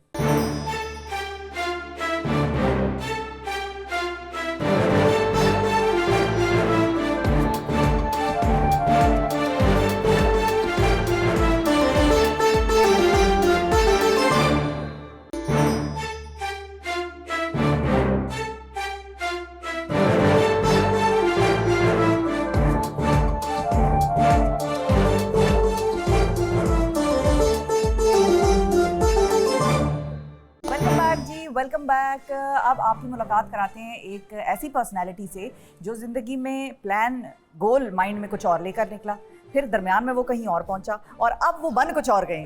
तो ये एक हरफन मौला किस्म की, और जिनको कहते हैं ना वो जो एक स्मार्ट ब्रेन होता है कि जो एक आम चीज़ या आम इंसान की लाइफ में सेटिस्फैक्शन उसको नहीं मिलती, तो वो मुख्तलिफ एक्सपेरिमेंट्स करता है लाइफ के साथ, वो मुख्तलिफ चीज़ें ट्राई करता है। He is one of them. और फैशन की दुनिया में, स्टाइल की दुनिया में उनका सबसे बड़ा नाम है। हमारे साथ मौजूद हैं जी पाकिस्तान के टॉप डिज़ाइनर्स, टॉप स्टाइलिस्ट्स, जनाब मुनीब नवाज साहब।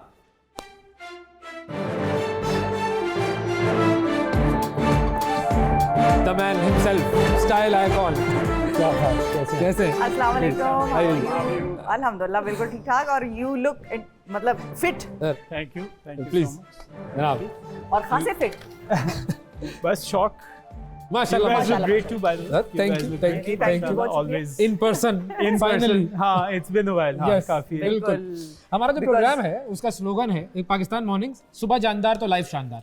बेहतरीन हो गई जिंदगी। तो सुबह जानदार तो लाइफ शानदार से आप एग्री करते हैं? बिल्कुल। आई थिंक अगर आप लोग सुबह अपनी सेट कर लेना, अगर आप, मैं तो generally I wake up before the sunrise. Okay. तो अगर आप, you are a morning person. मैं हूँ नहीं, लेकिन मुझे अब हो गया है कि यार ये करना जरूरी है। हाँ। बिकॉज अगर आपने अपने दिन को फॉलो करना है तो आप दिन के बाद उठें, अगर दिन ने आपको फॉलो करना है तो आप दिन से पहले उठ के उसको हरा दें। सो अगर आप पहले ही जीत गए हैं ना, यस, तो आपकी सुबह सूरज को शानदार, शिकस्त दे दी। हाँ, तो इसका मतलब है कि दिन आपसे हार चुका है। यस, आपकी आंखें पहले खुल गई हैं। ये हमारे यहाँ पर नहीं है ट्रेंड यार, ये हमारे यहाँ नहीं, ये भी हमारे यहाँ ट्रेंड ये भी नहीं है। नहीं हमारे यहाँ माशाल्लाह माशाल्लाह बहुत कम अच्छी चीजें हैं जिनका ट्रेंड है।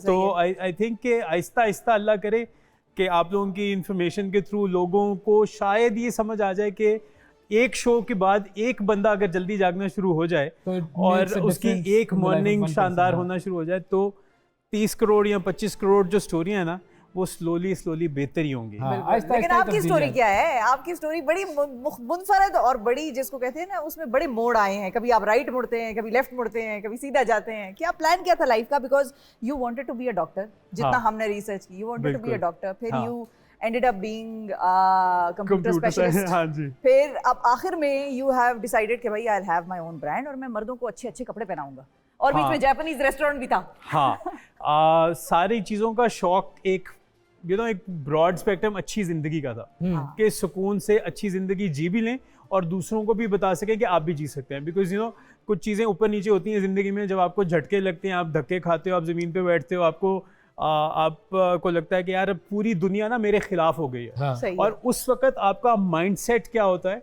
कि मैंने क्या अचीव करना है। आई एम श्योर आप लोगों की भी दोनों की स्टोरियाँ, और यहाँ पे जितने लोग बैठे हैं उन सबकी स्टोरियाँ यही हैं कि ये लोग सारे जग्गी पुश्ती नहीं बैठे हुए इस कुर्सी पे, आप लोगों ने सारों ने मेहनत की है। तो वो जो मेहनत का वो ट्रेंड है ना, वो भी हमारे मुल्क में नहीं है। हमें बस ये होता है कि हमें किसी तरीके से ठप्पे लगा के आगे बिठा दो। हाँ। हमें बस मेहनत ना करनी पड़े, हम अर्न नहीं करना चाहते। हम लोगों ने अर्निंग नहीं सीखी पाकिस्तान में ज़्यादा, और अगर हम अर्न करना सीख लेंगे ना, मैं यही कहता हूँ 25 करोड़ की आबादी अगर आज 5, 10, $50 रोज के एक्स्ट्रा कमाना शुरू कर देगी, या you billions and billions dollar rich. Exactly, तो आपके मसले खत्म हो गए। अर्न नहीं करना, आप बाहर जाके किसी से बोलें कि यार आप मांग रहे हो, आपने काम करना है, नहीं सर काम नहीं करना। यस, ये कई मरतबा हुआ है। बिल्कुल सही कह रहे हैं। आजकल मैं बड़ा इस मुहिम पे पिछले दिनों निकला कि यार ये मैंने लोगों की ना हेल्प आउट इस तरह नहीं करनी। जो भी आएगा मैं कहूँगा यार आपको काम चाहिए, मेरे पास जगह है, कोई भी काम करो, काम कर लो। आई हैव गॉटन 100% फेलियर, मतलब 99% फेलियर। कि कोई भी बंदा, और हर तरह के लोगों ने आके पहले तो अप्रोच करते हैं ना, तो मैंने अब ये किया है कि यार जिसने काम करना है वो प्लीज़ कहीं कहीं भी चला जाए, नॉट मेरे पास, कहीं भी चला जाए, मैं आपको गारंटी करता हूँ इस मुल्क में इतनी इस वक्त एम्प्लॉयमेंट अवेलेबिलिटी है, लोग काम नहीं बस करना चाहते, एम्प्लॉयज़ नहीं है। सो वो जो माइंडसेट हम उसको गुर्बत का कहते हैं ना, वो एक सिलेक्शन है, एक चॉइस है।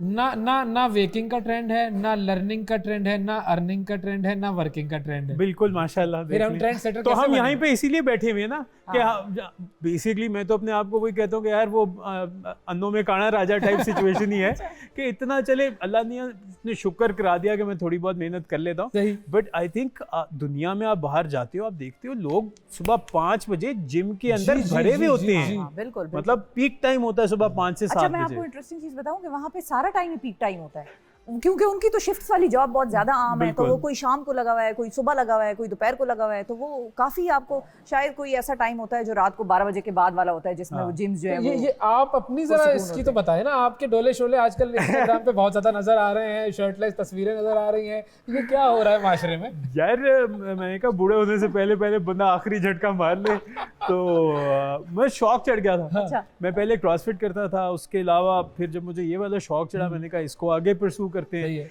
अगेन वही वाली चीज़ है कि क्या आप अपने जिस्म के साथ क्या क्या कर सकते हो, आप अपने दिमाग को किस तरीके से पॉजिटिवली यूज़ कर सकते हो, तो वो यही सारा कुछ आपके काम में भी इम्प्लीमेंट होता है। मैं जब सुबह जिम से होके काम पे पहुंचता हूँ ना, मुझे पता होता है कि यार मैंने ये अचीव कर लिया हुआ है, अब मैंने कुछ और भी अचीव करना है। सो वो अचीवमेंट का कॉन्सेप्ट, और आपको अल्लाह ताला ने सिर्फ एक चीज़ दिया है, वो आपका जिस्म, और उसी के अंदर आपका दिमाग है। अब आपने उसको कैसे यूज़ करना है कि आप अपने आप जो आपके अंदर ज़्यादा होगा ना, वही आप दे सकते हो। बिल्कुल, खुशी होगी, पैसा होगा, सेहत होगी, वही आप आगे बांट सकते हो। सो अगर आप सुबह से उठ के यार मेरे नाल ते ए हो गया तो मैं वो हो गया या मैं वो हो गया, इस माइंडसेट के साथ उठोगे तो आप वही जाके दोगे यार, नेगेटिव ही रहेंगे। बिल्कुल, सब में बांटेंगे भी, और नेगेटिव वही आपका जिस्म भी लगेगा। थॉट्स, वर्ड्स, एक्शंस, वो सारा कुछ अलाइंड होता है, वही आपका बिलीफ सिस्टम बनता है। तो ये एक शौक चढ़ा, मैंने कहा ये भी ट्राई कर लेते हैं, क्योंकि हर मर्द को, आई डोंट नो औरतों को किस चीज़ का शौक होता है, उनको भी शायद हो, बट हर मर्द को ये शौक होता है एक दफ़ा यार वो 6 डब्बे बनाने ज़रूरी है। ठीक है, एक दफ़ा वो एक बकेट लिस्ट होती है। सो आई थिंक बना पाए ना बना पाए, लेकिन शौक जरूर होता है, ये बात सही है। सी अब वही वाली चीज़ है कि आप अपने शौक को कितना एक्चुअली अपने ऊपर हावी होने देते हो। अच्छा, जिस साइज का भी और जिस शेप का भी मर्द हो, वो जब नहाकर बाहर निकलता है तो शीशे में खड़ा होकर यूं करके देखता जरूर है अपने आप को, चाहे किसी भी साइज का हो। मैंने 38 वेस्ट का भी मैं रह चुका हुआ। ओके, तो उस लिहाज से मैंने ये सारा कुछ जो ड्रॉप किया, तो आई थिंक वो शौक जो है ना, वो कंडीशनिंग की वजह से है, वो आपकी कॉन्शियस शौक है, जिस भी वजह से है, वो शौक आपके अंदर सेहतमंद। देखिए सेहत का फायदा क्या होता है? नहीं तो बीइंग अ लाहौरी, फिर खाने का क्या यार मेरा खाना अभी भी गाड़ी में भी पड़ा होता है, मेरा खाना सुबह भी होता है, रात को भी होता है, खाना मैं बहुत खाता हूँ। और बीइंग अ लाहौरी और being a Karachi, it has nothing to do with it. मुझे तो ये ऑनेस्टली लगता है कंट्रोवर्शियल बात है, कराची का खाना लाहौर से बेहतर होता है। ये बात बिल्कुल सही है, नहीं वो बेहतर यही जरूर सही होता है, है, लेकिन लाहौर में आपको एक अलग फीलिंग ऑफ खाना मिलता है। यहाँ आप पे दोपहर की आपको- मीटिंग कर रहे हैं, अच्छा की खासो, अच्छा उधर दोपहर का खाना खाया, चलो अब राती की प्लान है, फिर रात के प्लान का, मतलब अभी वो दरमियान में काम की बात रह ही गई और खाना ही चल रहा ये है। तो मेरे साथ ये बहुत हुआ है। बट अब ना लोग देख के शर्म खा लेते हैं कि यार एनू को नहीं, मुनीब साहब आप बताएं क्या खाना है। हाँ। तो मैं कहता हूँ यार सैलेड मंगा लेते हैं, ये मंगा लेते हैं, खाना ही खाना ना। सही है, हाँ। और खाने को भी अगर हम ये समझ लें, हम लोगों ने खाने को एक और ही हवा बना दिया है कि खाना जरूर खाना होता है।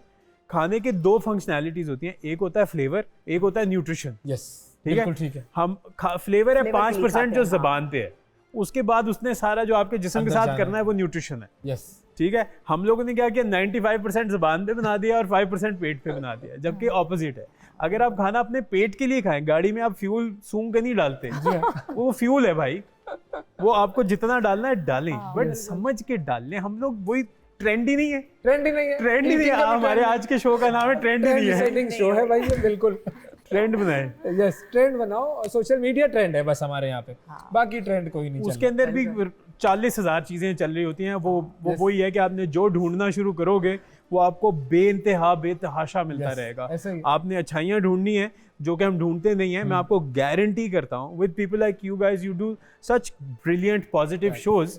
तो अगर हम लोग उसी को ट्रेंड बना लें और लोग उसी को सर्च करना शुरू कर दें, लाइक आपकी positive stories of the day ज़्यादा आना शुरू हो जाए इस मुल्क में। हमारी न्यूज़ पे आप देखें, आप 24 घंटे का अपना चैनल लगा के देख लें, आपकी कितने देर पॉजिटिव शोज आते हैं। शायद 15 मिनट 24 घंटे में से। एग्जैक्टली ये भी मैं ज़्यादा कह रहा हूँ। बिल्कुल, अगर हम इसी को 24 मिनट का टारगेट बना लें, जो भी आपके ये बनाते हैं FCP, FPC, FPC, तो वो 24 मिनट डाल दें कि यार 24 मिनट डेली का हमने पॉजिटिव न्यूज़ का कंटेंट निकालना है। हाँ, तो वही स्लोली एंड ग्रेजुअली वो एक ट्रेंड बनेगा। बिल्कुल, हम तो यही कोशिश कर रहे होते, पूरी कोशिश। बिल्कुल, आप लोग यू गाइस अल्लाह कामयाब करे, आप लोगों को पसंद है। पॉलिटिक्स की आपने बात की, न्यूज़ की आपने बात की, हाँ कर दी, वोट अब डाला? तो हो गई। नहीं हाँ, अलग अलग तरीके से देखिए वो बात तो करेंगे। नहीं, वोट तो मैं डालता हूँ, वोट तो डालना चाहिए, जरूरी है हर एक का फर्क। फैशन क्या पॉलिटिकल हो सकता है? बिल्कुल होता है, बिल्कुल होता है। आप मैंने पिछले मेरे ख्याल से 10-15 साल से मैं fashion is a medium of expression. अगर आप उसको अपनी सोशल ईथॉस के साथ सिंक नहीं करेंगे ना, तो आप, मुझे लगता है कि आप बिल्कुल ऑनेस्ट नहीं हो रहे, फिर आप बिल्कुल एक वो सूडो कमर्शियल उस जोन में जा रहे हैं। अभी मैंने एक कलेक्शन बनाई थी, उसका नाम था रेजिस्टेंस, मैं दुबई लेके गया था। उसके अंदर मैंने पैलेस्टीन की गाजा मॉस्क भी बनाई थी, इजराइल का कुर्ता भी बनाया था, ये भी वो सारा कुछ मैंने उसके ऊपर भी काम किया है। फिर मैंने बहुत साल पहले एक मेरी कलेक्शन आई थी जो कि BBC ने कवर की थी, जिसके अंदर वो सारे मैंने अपने बॉयज़ की तस्वीरें डाली थी, 5 पार्टियों की तस्वीरें डाली थी, उस पर मुझे बड़ी गालियाँ भी पड़ी थी। तो वो आई थिंक इट हैज मेरी वो आइडियोलॉजी वाली जो कलेक्शन थी, which was based on Jinnah, then there was a collection that was based on Khan साहब। so वो मैं because I feel what is happening in the society, and अगर मैं अपने आप के साथ honest नहीं हो रहा और अपने काम को, अपने आप को अपने काम में इन्वेस्ट ही नहीं करा, तो मुझे लगता है कि वो बड़ा इनकम्प्लीट सा काम होता है। so if I'm going through something in life, तो मुझे लगता है कि यार वो मेरे काम में एक आध पीस में आना चाहिए। अच्छा, उसकी एक्सेप्टेंस लोगों में कैसी होती है? बिकॉज लोग तो शायद उन हालात से गुजर भी रहे हों, देख भी रहे हों, लेकिन when it comes to buying clothing या जो भी चीज़ उन्होंने पहननी है, तो वो सोचेंगे भाई ये कैसा लगेगा और मैं कैसा नजर आऊंगा इसको पहन के। क्या वो लोग एक्सेप्ट करते हैं या सिर्फ ये एक आर्टिस्ट का एक्सप्रेशन होता है? नहीं, दोनों चीज़ें होती हैं। आई थिंक आर्टिस्ट के एक्सप्रेशन को जब आप दिल से कोई भी चीज़ बनाते हो ना, वो दिल से दिल को राह हो जाती है। कोई ना कोई बंदा दुनिया में ढूंढ लेता है कि यार ये चीज़ ना मेरे टाइप की है। सो ये जो दुबई वाली एग्जीबिशन अभी मैं करके आया हूँ, उसके अंदर से I think we got orders from all over the world, America से, ऑस्ट्रेलिया से, दुबई से, मतलब पाकिस्तान से बहुत सारे लोगों ने ऑर्डर प्लेस किया। यही जो हम लोगों ने वेस्ट बैंक वाला कुर्ता बनाया था, आई थिंक उससे लोग फील करते हैं। अब मैं ये नहीं कह रहा कि हर बंदा पहन के फिरना शुरू हो जाता है, बट देखिए आप एक नीश के लिए ही काम करते हैं। हमारे प्राइस पॉइंट्स फ़र्क होते हैं, डिज़ाइन एस्थेटिक्स फ़र्क होते हैं। मतलब ये कोई सफ़ेद शर्ट नहीं मैं इजाद कर रहा कि जो हर कोई बंदा पहनना शुरू कर दे। ये एक एक्सप्रेशन है, सो उसके अंदर लोग एक्सेप्ट करते हैं। और वो खास इवेंट्स के लिए फिर शायद लोग ज़्यादा ऑर्डर करेंगे, खास इवेंट्स के लिए भी जब उनको लगता है प्रोटेस्ट हैं। बट कुछ लोग, अब आप ये देखें कि अब हमारी ना प्रोटेस्ट भी ट्रेंड है, प्रोटेस्ट भी ट्रेंड है कि जी मैंने वखरा होना है। वो एक ट्रेंड है, रादर देन ओरिजिनलिटी ऑथेंटिसिटी की बजाय ना वो एक ट्रेंड की बोट पे भी चल जाते हैं कुछ लोग। सो उसी के अंदर कुछ लीडर्स होते हैं, कुछ फॉलोअर्स होते हैं। तो वो जो लीडर्स होते हैं वो पहले ले लेते हैं, जो फॉलोअर्स होते हैं वो बाद में चीज़ें खरीदते हैं और उसका सस्ता वर्जन आने का इंतजार कर रहे होते हैं, बट चल रहा होता है काम। So I think it's a fashion has too, like music has too. देखिए कल्चर के अंदर ये जो आर्ट, लिटरेचर, फैशन, ये सारा कुछ होता है, अगर ये आपकी सोसाइटी को रिप्रेजेंट ना करे तो आपकी सोसाइटी डिक्लाइन पे चली जाती है। और यही हमारे साथ हो रहा है, क्योंकि हम लोगों ने अपनी सोसाइटी को ओन अप ही नहीं किया हुआ पिछले 70 सालों में। हम लोग सिर्फ दिखावे की एक सोसाइटी बन गए। जैसे वो दिखावे के घर नहीं होते कि अम्मी अब्बू की लड़ाइयाँ भी चल रही हैं, लेकिन सारे दिखा रहे हैं कि फुफ्फो के सामने हम सेट है। यस, तो हम लोग बेसिकली पाकिस्तान इस वक्त ना, फुफ्फो आपको पता है हमारी कौन है और ताया कौन है हमारे, उनके सामने हम सेट बैठे हुए, अम्मी अब्बू की लड़ाइयाँ चल रही हैं, बच्चे रो रहे हैं, बच्चे तो बर्तन टूट रहे हैं, यस बिल्कुल, बर्तन टूट गए हैं, अम्मी अब्बू लड़ रहे हैं, कोई घर छोड़ के जाना चाह रहा है, वो कह रहे तुम नहीं जा सकते, हमने वादा किया, फुफ्फो ने आगे से डंडा दिया, लेकिन फुफ्फो जो है वो उनके आगे हम सब सेट है। वहाँ पे हम सेट हो गए। आप बता रहे थे जब आप पॉलिटिकल कॉन्टेक्स्ट में समझेंगे ना, तो आपको इसकी डेप्थ का अंदाजा होगा कि ये क्या बात हुई और कैसे हुई। आपने कहा था ना कुछ वक्री एंगल से आना है पॉलिटिक्स, बिल्कुल ये बातें तो सब हो जाती है। अच्छा क्या हुआ, घरेलू मामलात से आते हैं ना हम। बिल्कुल सही है। अच्छा अब देखिए हमारे यहाँ पर हो क्या रहा है कि फुफ्फो का फोन आना है मुझे अभी। आप पहले डिस्क्लेमर दे दें उनको। नहीं, आप लोग मेरे boys हैं। बात नहीं। अच्छा, आपने एक कुछ नज़्में वगैरह भी लिखी थी, बिल्कुल नहीं। वो क्या थी? आओ यार इंसान मुझे बने। ना, हाँ, मुझे किताब लिखने का बचपन से बड़ा शौक था, पोइट्री का, और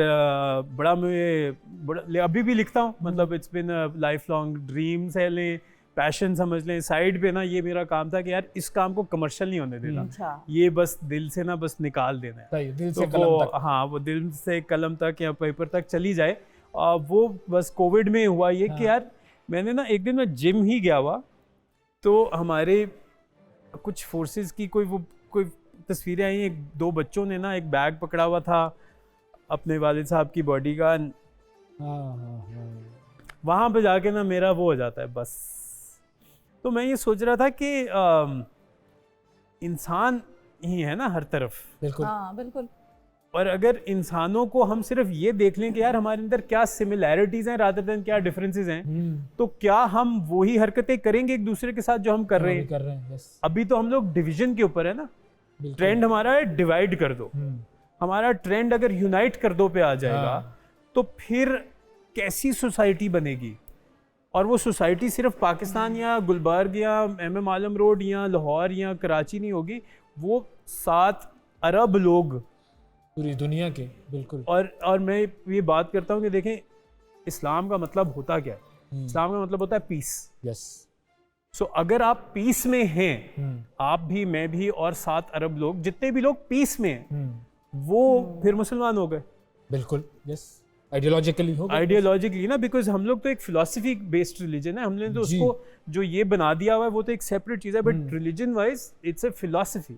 बिल्कुल। Every religion is a philosophy, right? It's a mindset कि यार आप लोगों को ये करना चाहिए, किसी के साथ बुरा ना करो, किसी के साथ ये ना होने दो, किसी को मारो ना, ये हर रिलीजन में। सो अगर हम सोशली और सोसाइटली अगर हम ये करना शुरू कर दें कि यार आप सुकून में आ जाओ, आप एक दूसरे के साथ इंसानी लेवल पे कनेक्ट करने की कोशिश करो रादर देन डिस्कनेक्ट करने। आप देखें हर वक्त कुछ ना कुछ तो कर ही रहे हैं। बिल्कुल। You are putting an effort in something और the other. Yes. Put your effort in making peace. हाँ, अपने आप के अंदर ही सुकून ले आओ।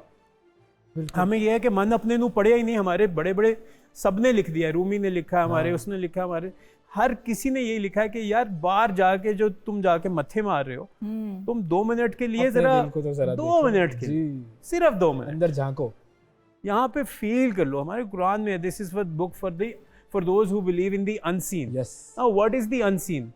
जब आप अपनी सीन और सेंसेस बंद करते हो तो आपका कनेक्शन कहाँ पे होता है? दिल के अपने साथ, साथ अंदर। अंदर। बस, and this is that book. Exactly ऐसा ही कि this is the book for those who want हुदल लिल मुत्तकीन, जो कि आपकी हिदायत मांग रहे हैं। दे बिलीव इन द उनकी अनसीन, ख्वाहिश है कि वो सीखें, उनके रास्ते कि उनको हिदायत मिले। बिल्कुल।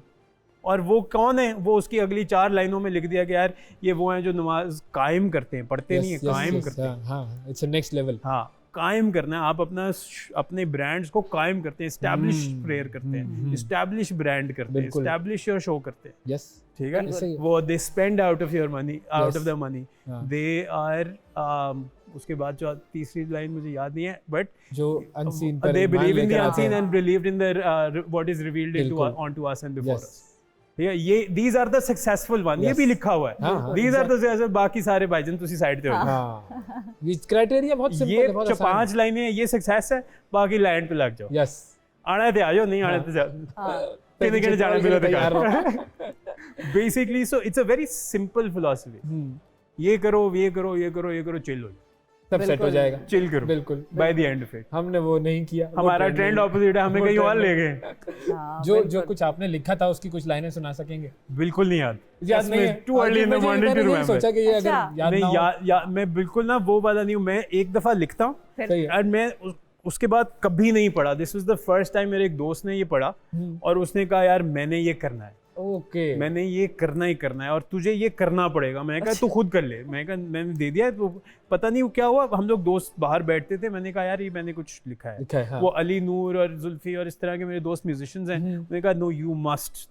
तो मैंने ऐसे ही ना रात को बैठ के अपने फोन में, पीछे एक कुत्ता भी भौंक रहा था उसके अंदर, बेचारे के अंदर, तो वही मैंने ऑडियो नोट बनाया और वो मैंने क्यू को भेजा, वो जो जोश बैंड का उसने फिर उसकी म्यूजिक की कि उसके अंदर जो भी स्कोर। फिर मेरा एक दोस्त है बिलाल खान, उसने कहा कि यार, मैंने उसको कहा कि यार because it was kind of वो जैसे अली ज़फ़र ने उड़ेंगे किया था, तो मैं कहा शायद उस तरह की फील्ड्स में कुछ आ जाना चाहिए। उसने कहा हम शूट करेंगे।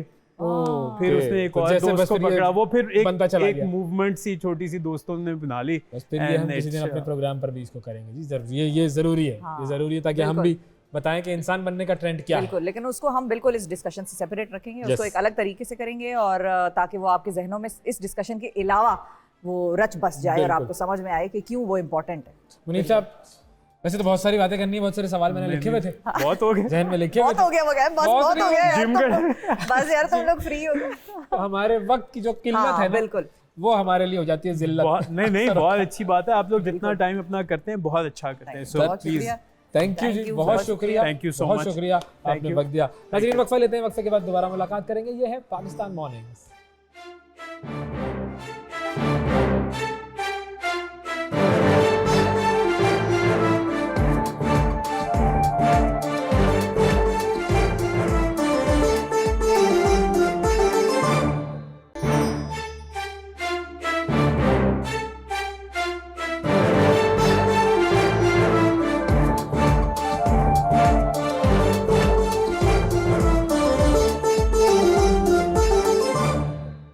वेलकम बैक जी, आपको खुशामदीद कहते हैं पाकिस्तान मॉर्निंग्स में। पाकिस्तान की सियासी तारीख़ के बारे में बात की जाए तो हमारा मुल्क हमेशा से ही सियासी अदम इस्तेहकाम का शिकार रहा है, और क़याम पाकिस्तान के बाद 9 साल तक मुल्क जो है वो आइनी ढांचे से महरूम रहा।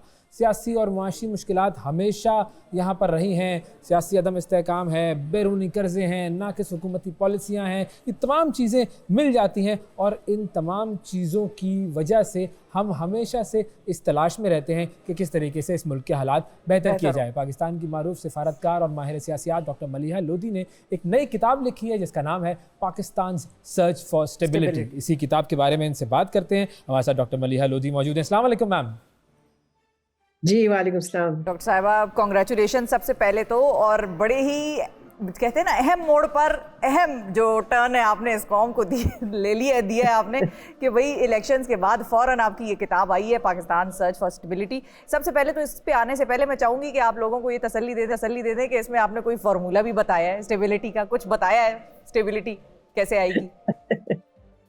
पहले तो मैं ये कहूँगी कि इसका मकसद ये था कि इसकी पब्लिकेशन ऐसे वक्त पे हो जबकि इंतखाबात हो चुके हों और नई हुकूमत जो है वो तश्कील उसकी हो चुकी हो। तो मैं बहुत ही मशकूर हूँ ऑक्सफोर्ड यूनिवर्सिटी प्रेस को, इसलिए कि उन्होंने बिल्कुल ही रैपिडली ये इसको पब्लिश किया है। जहाँ तक आपका सवाल है, देखें ये किताब जो है ये पाकिस्तान के मुख्तलिफ चैलेंजेस के बारे में कवर करती है उसको। इसमें मुख्तलिफ कंट्रीब्यूटर्स हैं, अबाउट 18 कंट्रीब्यूटर्स जो मैं समझती हूँ कि इस मुल्क के टॉप पब्लिक इंटेलेक्चुअल्स हैं जिन्होंने कंट्रीब्यूट किया है। और उन्होंने सिर्फ चैलेंजेस की बात नहीं की, उन्होंने हल की तरफ भी गए हैं, सॉल्यूशंस ऑफर किए हैं, पॉलिसी आइडियाज़ हैं इसमें मुख्तलिफ शोबे में, पॉलिटिकल, इकोनॉमिक, यूथ के हवाले से, एजुकेशन के हवाले से, एनवायरनमेंट, क्लाइमेट चेंज, तो कोशिश, और ख़वातीन के हकूक़ के हवाले से, तो कोशिश यही की गई है कि हर चैलेंज जो है, almost every challenge should be covered and solutions offered. तो ये जब 18 इतने बड़े जीनियस दिमाग, मैं इनके नाम भी पूछूंगा कि कौन कौन हैं, लेकिन ऑब्वियसली उन्होंने ये सारी चीज़ लिखी है, आपको सॉल्यूशंस, प्रॉब्लम्स भी बताई, सॉल्यूशंस भी बताए, तो ये 18 लोग मिलकर कैबिनेट क्यों नहीं बना लेते ताकि सॉल्यूशन दें? हमें क्या ज़रूरत है ये इलेक्शन के ड्रामे करने की? फिर बाद में पढ़ना पड़ता है कि ये सही हुआ और ना हुआ। नहीं, मेरा ख्याल है हमारा जो काम है वो है टू ऑफर आइडियाज़ और पॉलिसी सॉल्यूशंस, जिसकी मैंने बात की, उन लोगों के लिए जो कि मुंतखब होके आते हैं। तो अब उम्मीद ये है कि जो इलेक्टेड गवर्नमेंट आएगी, जो लगता है कि काफ़ी दिक्कत से आ रही है जी, लेकिन जब भी वो आएगी शायद वो इस पे थोड़ा सा अटेंशन अपना फोकस करे कि उन्होंने करना क्या है। इसलिए कि देखें इंतखाबात सिर्फ इसलिए तो नहीं होते ना कि लोग इलेक्ट होके आ जाएं, वो तो इसलिए होते हैं ना कि पब्लिक इंटरेस्ट और पब्लिक वेलफेयर के लिए वो क्या करने को तैयार होते हैं। तो मैं आई होप कि ये किताब जो है ये एक कंट्रीब्यूशन है towards that aim. हमारे जो आए सिलेक्ट होकर इलेक्ट होकर वो किताब पढ़ लें और उसके बाद उसके ऊपर कुछ नज़रसानी करें कि हाँ हमें किसको इससे मदद लेनी है, ये बड़ा मुश्किल है। मैं सिर्फ एक छोटा सा सवाल पूछूंगा आपसे, जवाब आप जैसे चाहें दें। ये जो कुछ इस इलेक्शन में हुआ या जो कुछ इस इलेक्शन के नाम पे हुआ, आपको कैसा लगा कि ये क्या हुआ है? कुछ थोड़ा सा आप समझा सकेंगी हमें? देखिए, ये तो सारा मुल्क ही अब समझने की कोशिश कर रहा है, लेकिन ये ज़रूर है कि इस वक्त जिस इलेक्शन का हमें तवक्को थी कि इससे पॉलिटिकल स्टेबिलिटी आएगी, वो तो लगता है कि नहीं आई, इसलिए कि एक डिवाइडेड और फ्रैक्चर्ड मैंडेट दिया है वोटर्स ने। इसका मतलब ये है कि जो मुख्तलिफ पॉलिटिकल पार्टीज़ हैं, अब उन पे है कि वो किस तरह से एक दूसरे के साथ ताउन करके एक गवर्नमेंट बनाते हैं। और फिर सिर्फ गवर्नमेंट नहीं बनाते, देखें जमहूरियत सिर्फ इलेक्शन डे का नाम नहीं होता। जमहूरियत होता है कि इलेक्शंस के दरमियान क्या होता है, दो इलेक्शंस के दरमियान आप किस तरह से कंडक्ट करते हैं हुकूमत को। तो अब मैं समझती हूँ कि जो हुकूमत बनाएंगी पार्टीज, उन पे डिपेंड करेगा, उनकी जिम्मेदारी होगी ये। अव्वल तो ये कि जो मुल्क की पोलराइजेशन है उसको कम किया जाए। मुल्क को एक हीलिंग टच की ज़रूरत है, वो किस तरह से उसको एड्रेस करेंगे, किस तरह से हील करेंगे। बहुत वुंड्स हैं इस नेशन पे, और उन वुंड्स को ठीक करने के लिए एक बहुत ही जिम्मेदार लीडरशिप की ज़रूरत है। आपको क्या लगता है डॉक्टर साहिबा, कौन सी साइड इस वक्त आपको लगता है कि is closure towards forming a government? और जिस तरह से कल तहरीक इंसाफ वाले भी सुन्नी इत्तेहाद कौंसल और MWM से उन्होंने इत्तेहाद कर लिया, दूसरी तरफ पीपल्स पार्टी और PMLN है, दोनों साइड्स में से किसका पलड़ा आपको लगता है भारी है या जो ज़्यादा करीब है गवर्नमेंट फॉर्मेशन के? क्योंकि PTI को अभी तक अपनी रिजर्व सीट्स वाला मामला उनका हल नहीं हुआ, they are still waiting for it. जी, एग्जैक्टली जो आपने बात जिसकी निशानदेही की है ना, उस पर बहुत डिपेंड करेगा। इसलिए कि रिज़र्व सीट्स जब मिलती हैं पार्टीज़ को, जाहिर है फिर उनकी तादाद, नंबर्स जो हैं वो इंक्रीज़ हो जाते हैं। तो अभी PML नून जो है, उनका तो यही दावा है ना कि हमने जो अलायंसेस बना रहे हैं उससे हमें मेजॉरिटी मिल जाएगी। दूसरी तरफ जैसे कि आपने भी जिक्र किया, PTI चाहती है कि वो एक पॉलिटिकल पार्टी को ज्वाइन करने के बाद उनको रिजर्व सीट्स मिल जाएं। तो मेरा ख्याल है इस वक्त noon is in a better position, लेकिन कुछ नहीं कहा जा सकता। जिस तरह से इलेक्शन के बारे में लोगों ने कहा था कि जी फोरगॉन कंक्लूजन है, फोरगॉन कंक्लूजन तो नहीं थी ना। हाँ। सबसे बड़ी पार्टी या सबसे बड़ा जो ब्लॉक है इस वक्त नेशनल असेंबली में, वो तो PTI बैक्ड कैंडिडेट्स का है। तो इसमें देखें, ये प्रेडिक्शन इस तरह से करना मैं समझती हूँ कि कबल वक्त होता है। तो देखना ये कि अगले चंद दिनों में, आपको मालूम है कि 29 फरवरी से पहले national assembly has to meet. अब देखना ये है कि कौन सी अलायंस है या कौन सी कोलिशन है जिसके पास वो मेजॉरिटी आती है। 134 इनिशियली और फिर 169 after the reserve seats have been allocated. तो आपको क्या लगता है, इस किताब में आपने क्या बताया कि इस मुल्क में अदम इस्तेहकाम की जो हमेशा से हमने देखा है, उसका जिम्मेदार कौन है? किस पर इसका इल्ज़ाम आयद किया जाना चाहिए? देखिए, ये बड़ा मुश्किल है कि सिर्फ एक यानी कि एक तरफ पॉइंट करना।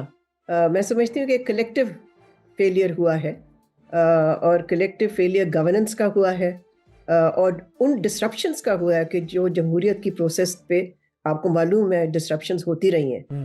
तो ना पॉलिसी कॉन्टिन्यूटी रही है, ना जमहूरियत की कॉन्टिन्यूटी रही है।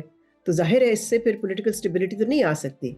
साथ साथ मैं समझती हूँ कि इस किताब का बहुत ज़्यादा फोकस जो है वो जाहिर है सबसे अहम चीज़ जो हमारे लिए है वो हमारी इकोनॉमी है, जो कि आपको मालूम है इस वक्त ICU में है, वो क्रिटिकल वार्ड में है।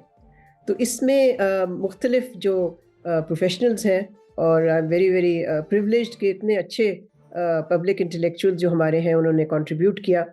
तो उन्होंने जो इकोनॉमिक सॉल्यूशंस ऑफ़र किए हैं, मुर्तज़ा सईद हैं, खुर्रम हुसैन हैं, सलमान शाह हैं, इशरत हुसैन हैं, बहुत से आइडियाज़ उन्होंने पेश किए हैं। आई होप कि the next government will pay some attention to these ideas. अच्छा, अब ये जो आपने नाम लिए इशरत साहब का, सलमान शाह साहब का, ये बहुत बड़े बड़े रोल्स में पहले भी रह चुके हैं। तो क्या कोई ये एतराज़ कर सकता है कि भाई इन्होंने तो पहले भी काम किया, क्या फ़र्क पड़ा, और अब फिर ये आइडियाज़ दे रहे हैं, अब क्या फ़र्क पड़ जाएगा? जी, फर्क ये पड़ेगा कि ये सियासतदान नहीं है, बिल्कुल ठीक ये है। टेक्नोक्रेट। यस। तो आपको मालूम ही है कि जो फैसला करने वाली कुव्वत होती है वो तो सियासतदान के पास होती है, जी। वो टेक्नोक्रेट्स के पास नहीं होती।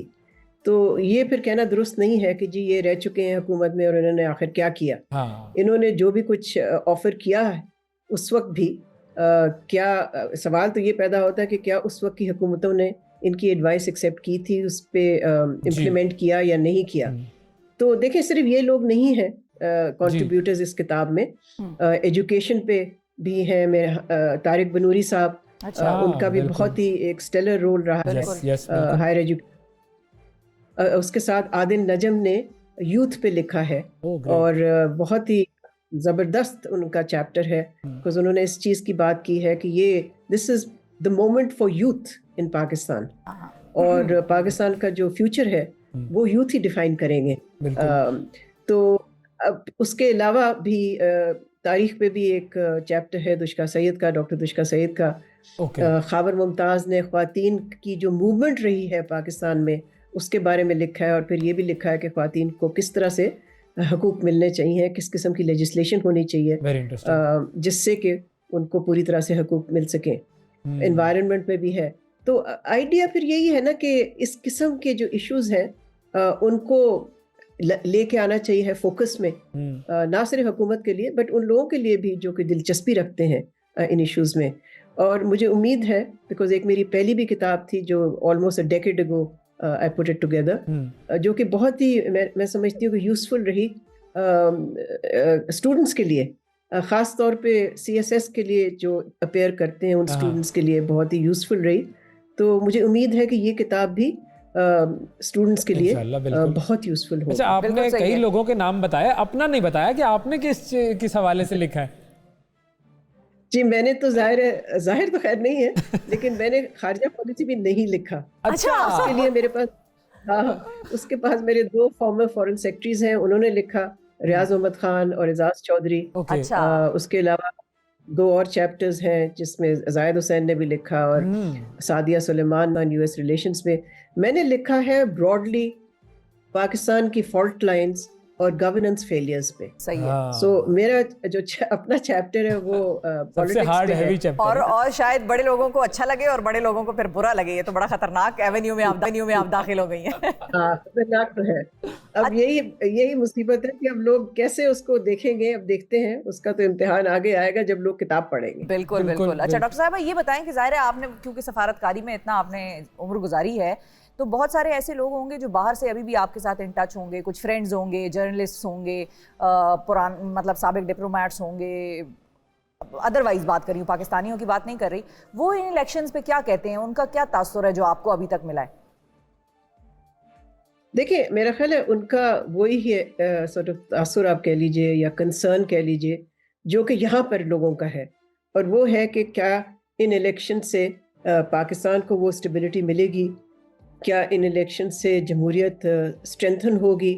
तो पाकिस्तान के जो मुस्तकबिल है उस पर सवाल जो उठ रहे हैं वो वही हैं जो कि हमारे मुल्क के अंदर भी लोग उसी किस्म के सवाल उठा रहे हैं। It's no different. सही है। लेकिन जाहिर है तनकीद भी हो रही है साथ साथ कि इस इलेक्शन में पोल इरेगुलरिटीज़ थी और उनका कुछ ना कुछ होना चाहिए, उनका हल निकलना चाहिए, इन्वेस्टिगेशन फुल होनी चाहिए, ताकि लोगों को ये कॉन्फिडेंस हो कि ये जो इलेक्शन था, जो मैंडेट उन्होंने दिया है उसको रिस्पेक्ट किया जा रहा है, उसको वायलेट नहीं किया जा रहा। सो बाहर भी वही व्यू है, मैं समझती हूँ, जो मुल्क के अंदर है। बिल्कुल। और ये जो मैंडेट है उसका रिस्पेक्ट किया भी जाना चाहिए, वरना हम लोग हमेशा अदम इस्तेकाम में रहेंगे और हमेशा हमें ज़रूरत पड़ती तो रहती है हमेशा बिग ब्रेन्स की कि वो कलेक्टिव विजडम के साथ सोचें, चीज़ें लिखें, किताबें लिखें और बताएं कि किस डायरेक्शन में जाना चाहिए। लेकिन वो डायरेक्शन तरक्की की डायरेक्शन हो, वो डायरेक्शन ये ना हो कि हमें मसाइल से निकलना कैसे और हमेशा से हम मसाइल में हैं। बहुत शुक्रिया अदा करेंगे। डॉक्टर मलिहा लोधी साहिबा हमारे साथ मौजूद थी और उनकी नई ये पढ़ने से ताल्लुक़ रखती है भाई, जो लोग जिनके नाम और जिनके मज़ामीन इसमें शामिल हैं, पढ़कर हम सबको ज़रा अंदाज़ा लगाना चाहिए कि मसला है क्या और मसले का हल क्या है। वक्फा लेते हैं, वक्फे के बाद दोबारा हाजिर होंगे। यह है पाकिस्तान मॉर्निंग्स।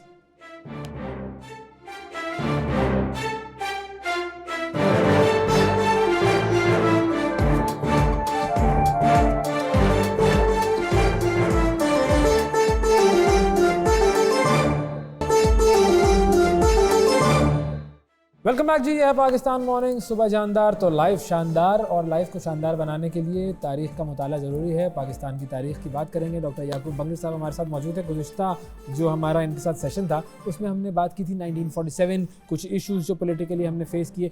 आज ज़रा कुछ पॉजिटिव चीज़ें और थोड़ा सा आगे बढ़ेंगे और पाकिस्तान की तारीख़ को खंगालते हुए उसमें तैरते हुए जाएंगे। अस्सलाम वालेकुम डॉक्टर साहब, कैसे हैं sir? Thank you very much and good to be back. Sir 1947 हमने लास्ट टाइम कवर किया था जी जी, और केपी असेंबली की भी बात की थी और कुछ आरओज के उठाने की भी बात की थी। सिख जो मौजूद थे सामने उनका भी जिक्र हुआ था। तो हमने लास्ट टाइम एक बात की थी कि वो पॉजिटिव नेगेटिव दोनों चीज़ों को हम साथ साथ लेकर चलेंगे। तो आज बताइए फिर आप हमें क्या बताएंगे, क्या सिखाएंगे? जी बिल्कुल, मेरे ख्याल में अगेन पाकिस्तान के जैसे आजकल हालात है, बहुत लोग कहते हैं जी बहुत ही हालात ख़राब हैं, मतलब पता नहीं कैसे हम इससे बाहर निकलेंगे।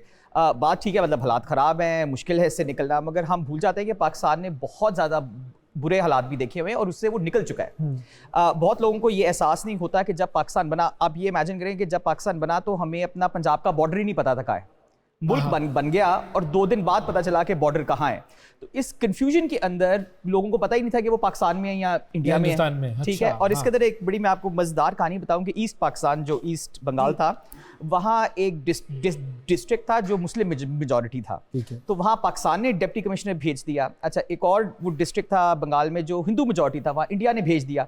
तो 15 तारीख को जो पाकिस्तान ने बंदा भेजा, जो डिप्टी कमिश्नर, उसने पाकिस्तान का झंडा लगाया, इंडियन ने इंडियन का लगाया। 17 तारीख को जब बॉर्डर का पता चला तो पता चला कि जो हिंदू मेजॉरिटी डिस्ट्रिक्ट है वो पाकिस्तान में आ गया है और मुस्लिम मेजॉरिटी इंडिया में चला गया। तो 2 दिन बाद उन्होंने फिर डिप्टी कमिश्नर्स भी चेंज किए। अच्छा। तो आप इमेजिन करें कि इतनी कंफ्यूजन की मुल्क बन गया मगर बॉर्डर नहीं कसूर किसका हुआ? ये तो बर्तानिया वालों का। हाँ जी जी बिल्कुल, क्योंकि उन्होंने बॉर्डर की अनाउंसमेंट की लेट। अब उस सिलसिले में जब बॉर्डर पता चला, लोगों को पता चला जी वो तो गलत साइड बॉर्डर की है। अब जिस तरह फॉर एग्जांपल पंजाबी मुसलमान है वो कोई 30% तो इंडिया में रह गए। फिर उन्होंने कहा कि जी चलिए हम हिजरत करके यहाँ आए। फिर उसके अंदर किलिंग्स हुई वगैरह। लोगों को यह एहसास, बड़े लोगों को कम है कि तकरीबन 15 मिलियन लोग उन्होंने घर नकली की। कुछ वेस्ट पंजाब से ईस्ट पंजाब गए, ईस्ट पंजाब से वेस्ट पंजाब आए, और ये दुनिया की सबसे बड़ी पीस टाइम माइग्रेशन है। दुनिया की सबसे बड़ी। ठीक है, और आप इमेजिन करें कि मुल्क को अपना बॉर्डर नहीं पता, मुल्क के पास पैसे नहीं है, मुल्क को कुछ नहीं पता, और हमने तकरीबन 7 से 8 मिलियन लोगों को हैबिलिटेट किया। तो आजकल के मसाइल तो उसके सामने कुछ भी नहीं है। कि आप देखें ना कि आपके पास कोई 80 लाख बंदा है जो लुटा पटा आ रहा है, किसी का एक हाथ है, किसी की टांग टूटी हुई है, किसी के माँ बाप का पता नहीं है, छोटे लवारिस बच्चे हैं, बूढ़ी औरतें हैं, बेवा आते आते खवातीन हो गई हैं, और उन सबको रिहेबिलिटेट किया। सिर्फ पंजाब के अंदर तकरीबन 50 लाख लोगों को रिहेबिलिटेट किया। और आप इसकी सक्सेस देखें कि चलें वो कराची में तो वो सिंधी मुहाजिर प्रॉब्लम शुरू हो गया, वो एक अलग कहानी है। पंजाब के अंदर कोई है प्रॉब्लम? ठीक है, पंजाब के अंदर कोई कहता है कि ये मुहाजिर है, वहां से आए, ऐसा है, सारे इंटीग्रेट। तो आप इमेजिन करें कि 2-3 साल के अरसे में 50 लाख लोगों को इंटीग्रेट किया और उनको रहने के लिए जगह दी। कोई हमारा कैंप नहीं है आज जो कहते हैं कि जी हम 47 से उस कैंप में रह रहे हैं। ठीक है, मुझे कराची में तो फिर भी महसूस हुई अभी आपकी सारी बात सुन के कि उस वक्त जो क्योंकि मुहाजिरीन की तादाद बहुत बड़ी थी, ज़्यादातर लोगों ने हिजरत की और वो सब इकट्ठे आए, सब ने एक दूसरे का सामान देखा, लोगों की मदद की। अच्छा, मेरे सामान के साथ बैठना, मैं बच्चे को बाथरूम से होकर आती हूँ, इस तरह की सारी कहानियाँ हमारे पास थी। तो क्या उस वक्त ये रीज़न था कि चूँकि सब उसी एक माहौल में थे और सब देख रहे थे तो सब एक दूसरे को ज़्यादा फैसिलिटेट और एकोमोडेट कर रहे थे? अब जब हम आजकल के हालात को देखते हैं तो क्या ये बात है कि हम उस वक्त से बहुत दूर आ गए हैं और हमें लगता है नहीं भाई ये तो मेरा ही घर है, ये मेरी जगह है, ये मेरी टेरिटरी है, ये हम पठानों की है, ये हम मुहाजिरों की है, ये अब ज़्यादा?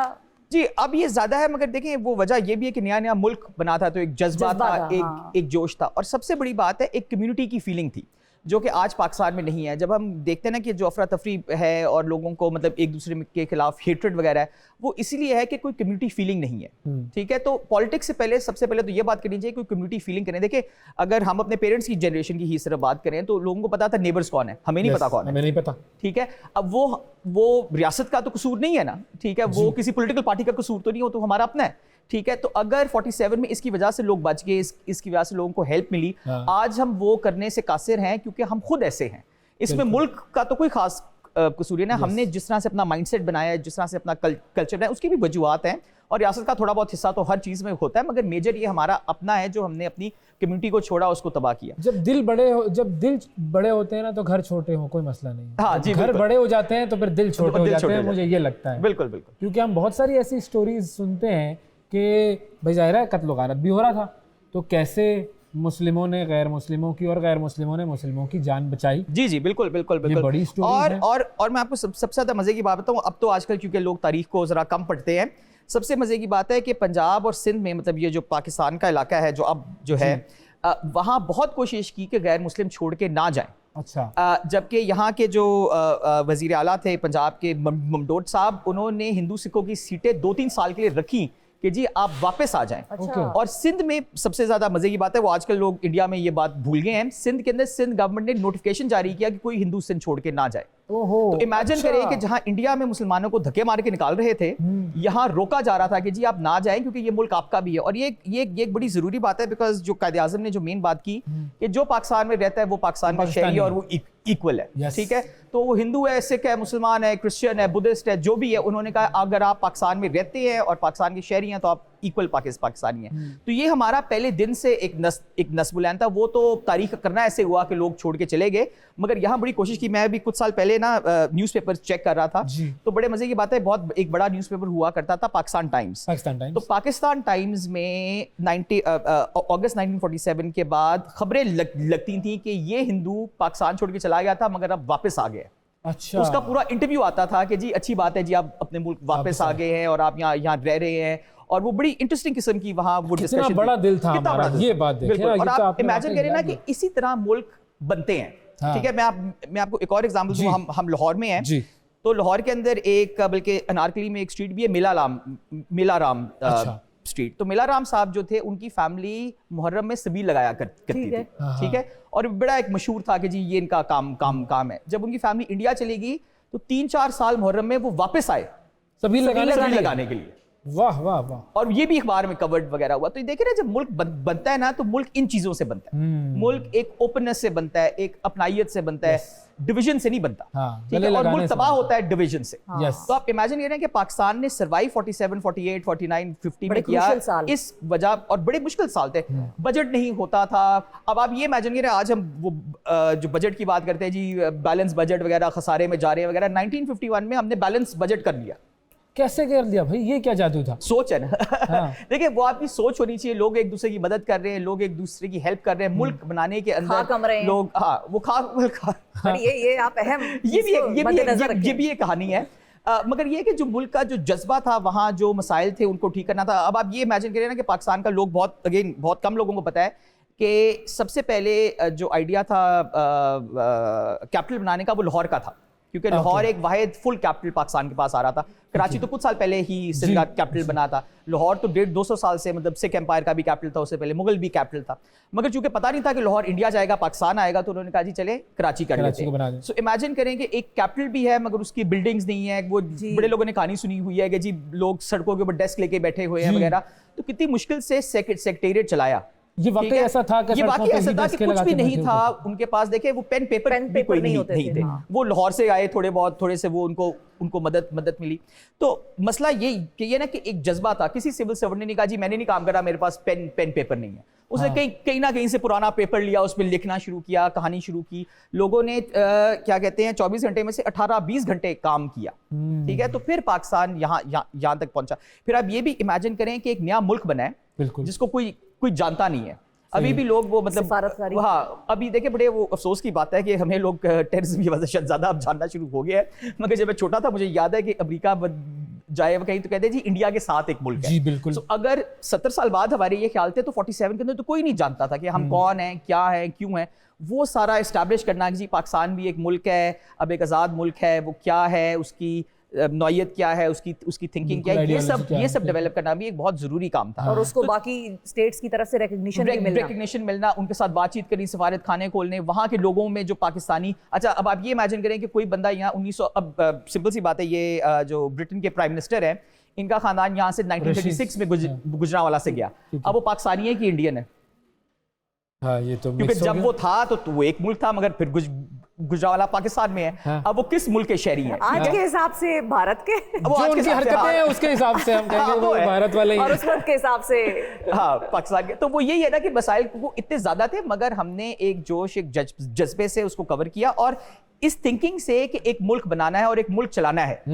तो ये एक मेरे ख्याल में बहुत आम बात है। लोग अक्सर कहते हैं जी वो जी तारीख पुरानी बातें वगैरह, भी पुरानी बातों को देख के ही हमें आज की आएगी समझ। जब 1947 में हम खड़े हो सकते हैं तो आज क्यों नहीं हो सकते? बिल्कुल बिल्कुल। और देखिए तब प्रिडिक्शंस थी 6 महीने चलेगा, 8 महीने चलेगा। इंडिया के एक डिप्टी प्राइम मिनिस्टर थे, वो तो ये कहते थे कि विद इन ईयर ये रो के वापस आएंगे। अच्छा। तो देखिए वो दिन और आज पता 75 इयर्स डाउन द लाइन हम चल गए हैं, ठीक है। मगर मसला यही है ना कि वो थिंकिंग, वो जज्बा, वो एफर्ट जो है वो वापस लेके आने की जरूरत है। और हमें अगेन तारीख से क्या फायदा है कि हम उस लेवल पे देखेंगे जी तब हमने कैसे किया काम। बिल्कुल। अच्छा, और क्यों ये भी किया ऐड और कर उससे लें सीखे। बंगर साहब ये भी इसमें ऐड कर लें कि हमने उन्हीं क्रूशियल ईयर्स में अपने फाउंडिंग फादर्स को खो भी दिया था। जी जी बिल्कुल बिल्कुल। जो हमारा लीडरशिप थी या वो विजन जो दिखा रहे थे कौम को कि इस तरफ आना है। बिल्कुल। कायद-ए-आज़म देखिए कायद-ए-आज़म विद इन ईयर 13 महीने में चले गए, फिर याकूब अली खान 1951 में। बिल्कुल बिल्कुल। तो आप यही देखें ना कि हम मतलब लंगड़े लूले थे प्रैक्टिकली, और चल गए। देखिए एक मुल्क 2 हिस्सों में डिवाइडेड है, ठीक है, मगर वो कोशिश की, चलाया। ये जो आजकल काफी यंग लोग ना बस गिव अप कर देते हैं, नहीं जी बस बड़ा मुश्किल है पाकिस्तान है जी, बड़ा मुश्किल है, वो इन्फ्लेशन है, ये है वगैरह। हमने बहुत कुछ सफर किया है। देखिए मुल्क आधा हुआ 71 में, उसके बाद भी हम चल गए। हाँ। ठीक है। सो ये बड़ा जरूरी है कि जब तक आपका एक मकसद हो, एक पर्पस हो, एक मोहब्बत वतनी हो, ठीक है, तो आप किसी भी प्रॉब्लम को सरपास कर सकते हैं, किसी भी प्रॉब्लम को सॉल्व कर सकते हैं। मगर वो एक एम होना चाहिए, और हमने ये किए हुए हैं। ये अक्सर वो अगेन जो हमने पिछली दफा भी की कि अक्सर जो यंग लोग हैं ना, वो समझते हैं जो आजकल पाकिस्तान में हो रहा है बस पहली दफा हो रहा है, कभी दोबारा कभी पहले नहीं हुआ। ये तो कुछ भी नहीं है। जो कुछ हमने सफर किया है और उससे आगे रिकवर किया, तो हम ये कर सकते हैं। मगर ये कि उसको समझना चाहिए कि क्यों हो रहा है, किस तरीके से हो रहा है, उससे रिकवर करना कैसे है। बिल्कुल। इस रिकवरी पे बंगर साहब हम आपके साथ करेंगे हमारा अगला सेशन। और अभी मैं ये सोच रही थी कि I would want to know, और आई एम श्योर कि लोग भी ये शायद जानना चाहेंगे कि हमारे जो उस वक्त 47 के बाद जो मेन लीडरशिप हमारी इंतकाल कर गई, और जाहिर है वो हमारे सर से चले गए, और हमारे पास उनका सपोर्ट भी नहीं था, साथ भी नहीं था, तो उस पर लोगों ने कैसा रिएक्ट किया था और व्हाट वाज इट लाइक? क्योंकि मैंने तो जिससे सुना है, जो पुराने लोग हैं वो कहते हैं हमें ऐसा लिटरली ऐसा लगा कि हम वी आर फिनिश्ड, मतलब इनके बगैर हम क्या करेंगे। बिल्कुल। तो जब जिन्ना साहब फौत हुए तो वो तो देखना 13 महीने बाद अगर फाउंडर ऑफ द कंट्री जिसने डायरेक्शन दिया, और वो हमारी प्रोफेसर है आयशा जलाल, तो उन्होंने बड़ी अच्छी किताब लिखी है सोल स्पोक्समैन। जी जी। वो यही है कि जिन्ना साहब ने ही पाकिस्तान बनाया, उनके साथ कोई था नहीं। देखिए इंडिया में ना कांग्रेस थी, मतलब नेहरू था, गांधी, पटेल वगैरह, पूरी एक टीम थी। यहाँ वन पर्सन शो था, यू नो। अब वो उन्होंने बना लिया, वो 13 महीने बाद फौत हो गए, तो हमें समझ नहीं आई करना क्या। ठीक है, अब आप ये भी इमेजिन करें ना, लोग समझते हैं करिज्मेटिक एक लीडर आ जाएगा तो वो सब कुछ कर लेगा।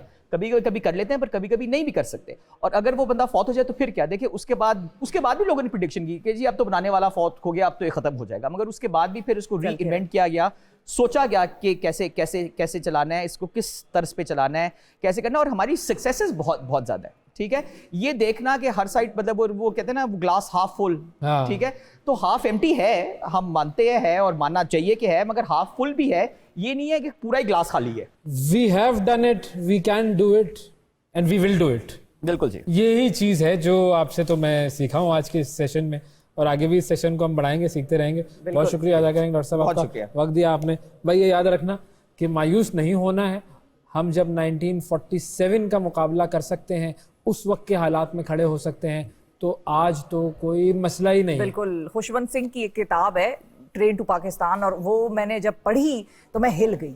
उसमें ये लिखा हुआ था कि भाई ट्रेनें जो वहां से आ रही थी पाकिस्तान की तरफ, नया मुल्क था, लोग बड़े शौक से खुशी से बैठे, लेकिन उनको ये पता था अगली ट्रेन लुट गई है, अगली ट्रेन को आग लगा दी किसी ने, अगली ट्रेन में बच्चे औरतें यूं ही पड़े हुए हैं, उनकी बॉडीज पड़ी हुई है। फिर भी पीछे वाले लोग ट्रेन में चढ़ रहे थे कि हमने इसको उबूर करके आगे पहुंचना है। They knew what was happening to the people at that time, लेकिन they were willing and they were determined कि हमने उधर पहुंचना है, क्योंकि कायद-ए-आज़म साहब की इज्जत भी रखनी है और हमें अपना मुल्क भी चाहिए। तो ये उस वक्त का जज्बा आज भी लेकर चलेंगे तो बहुत कुछ बहुत पॉजिटिव होगा इंशाल्लाह, और ये पॉजिटिविटी की तरफ हमें जाना है। हम आपको लेकर जाएंगे पॉजिटिविटी की तरफ। आज के प्रोग्राम में इतना ही, आपसे कल फिर मुलाकात करेंगे। उस वक्त तक के लिए इजाजत दीजिए। अल्लाह हाफिज।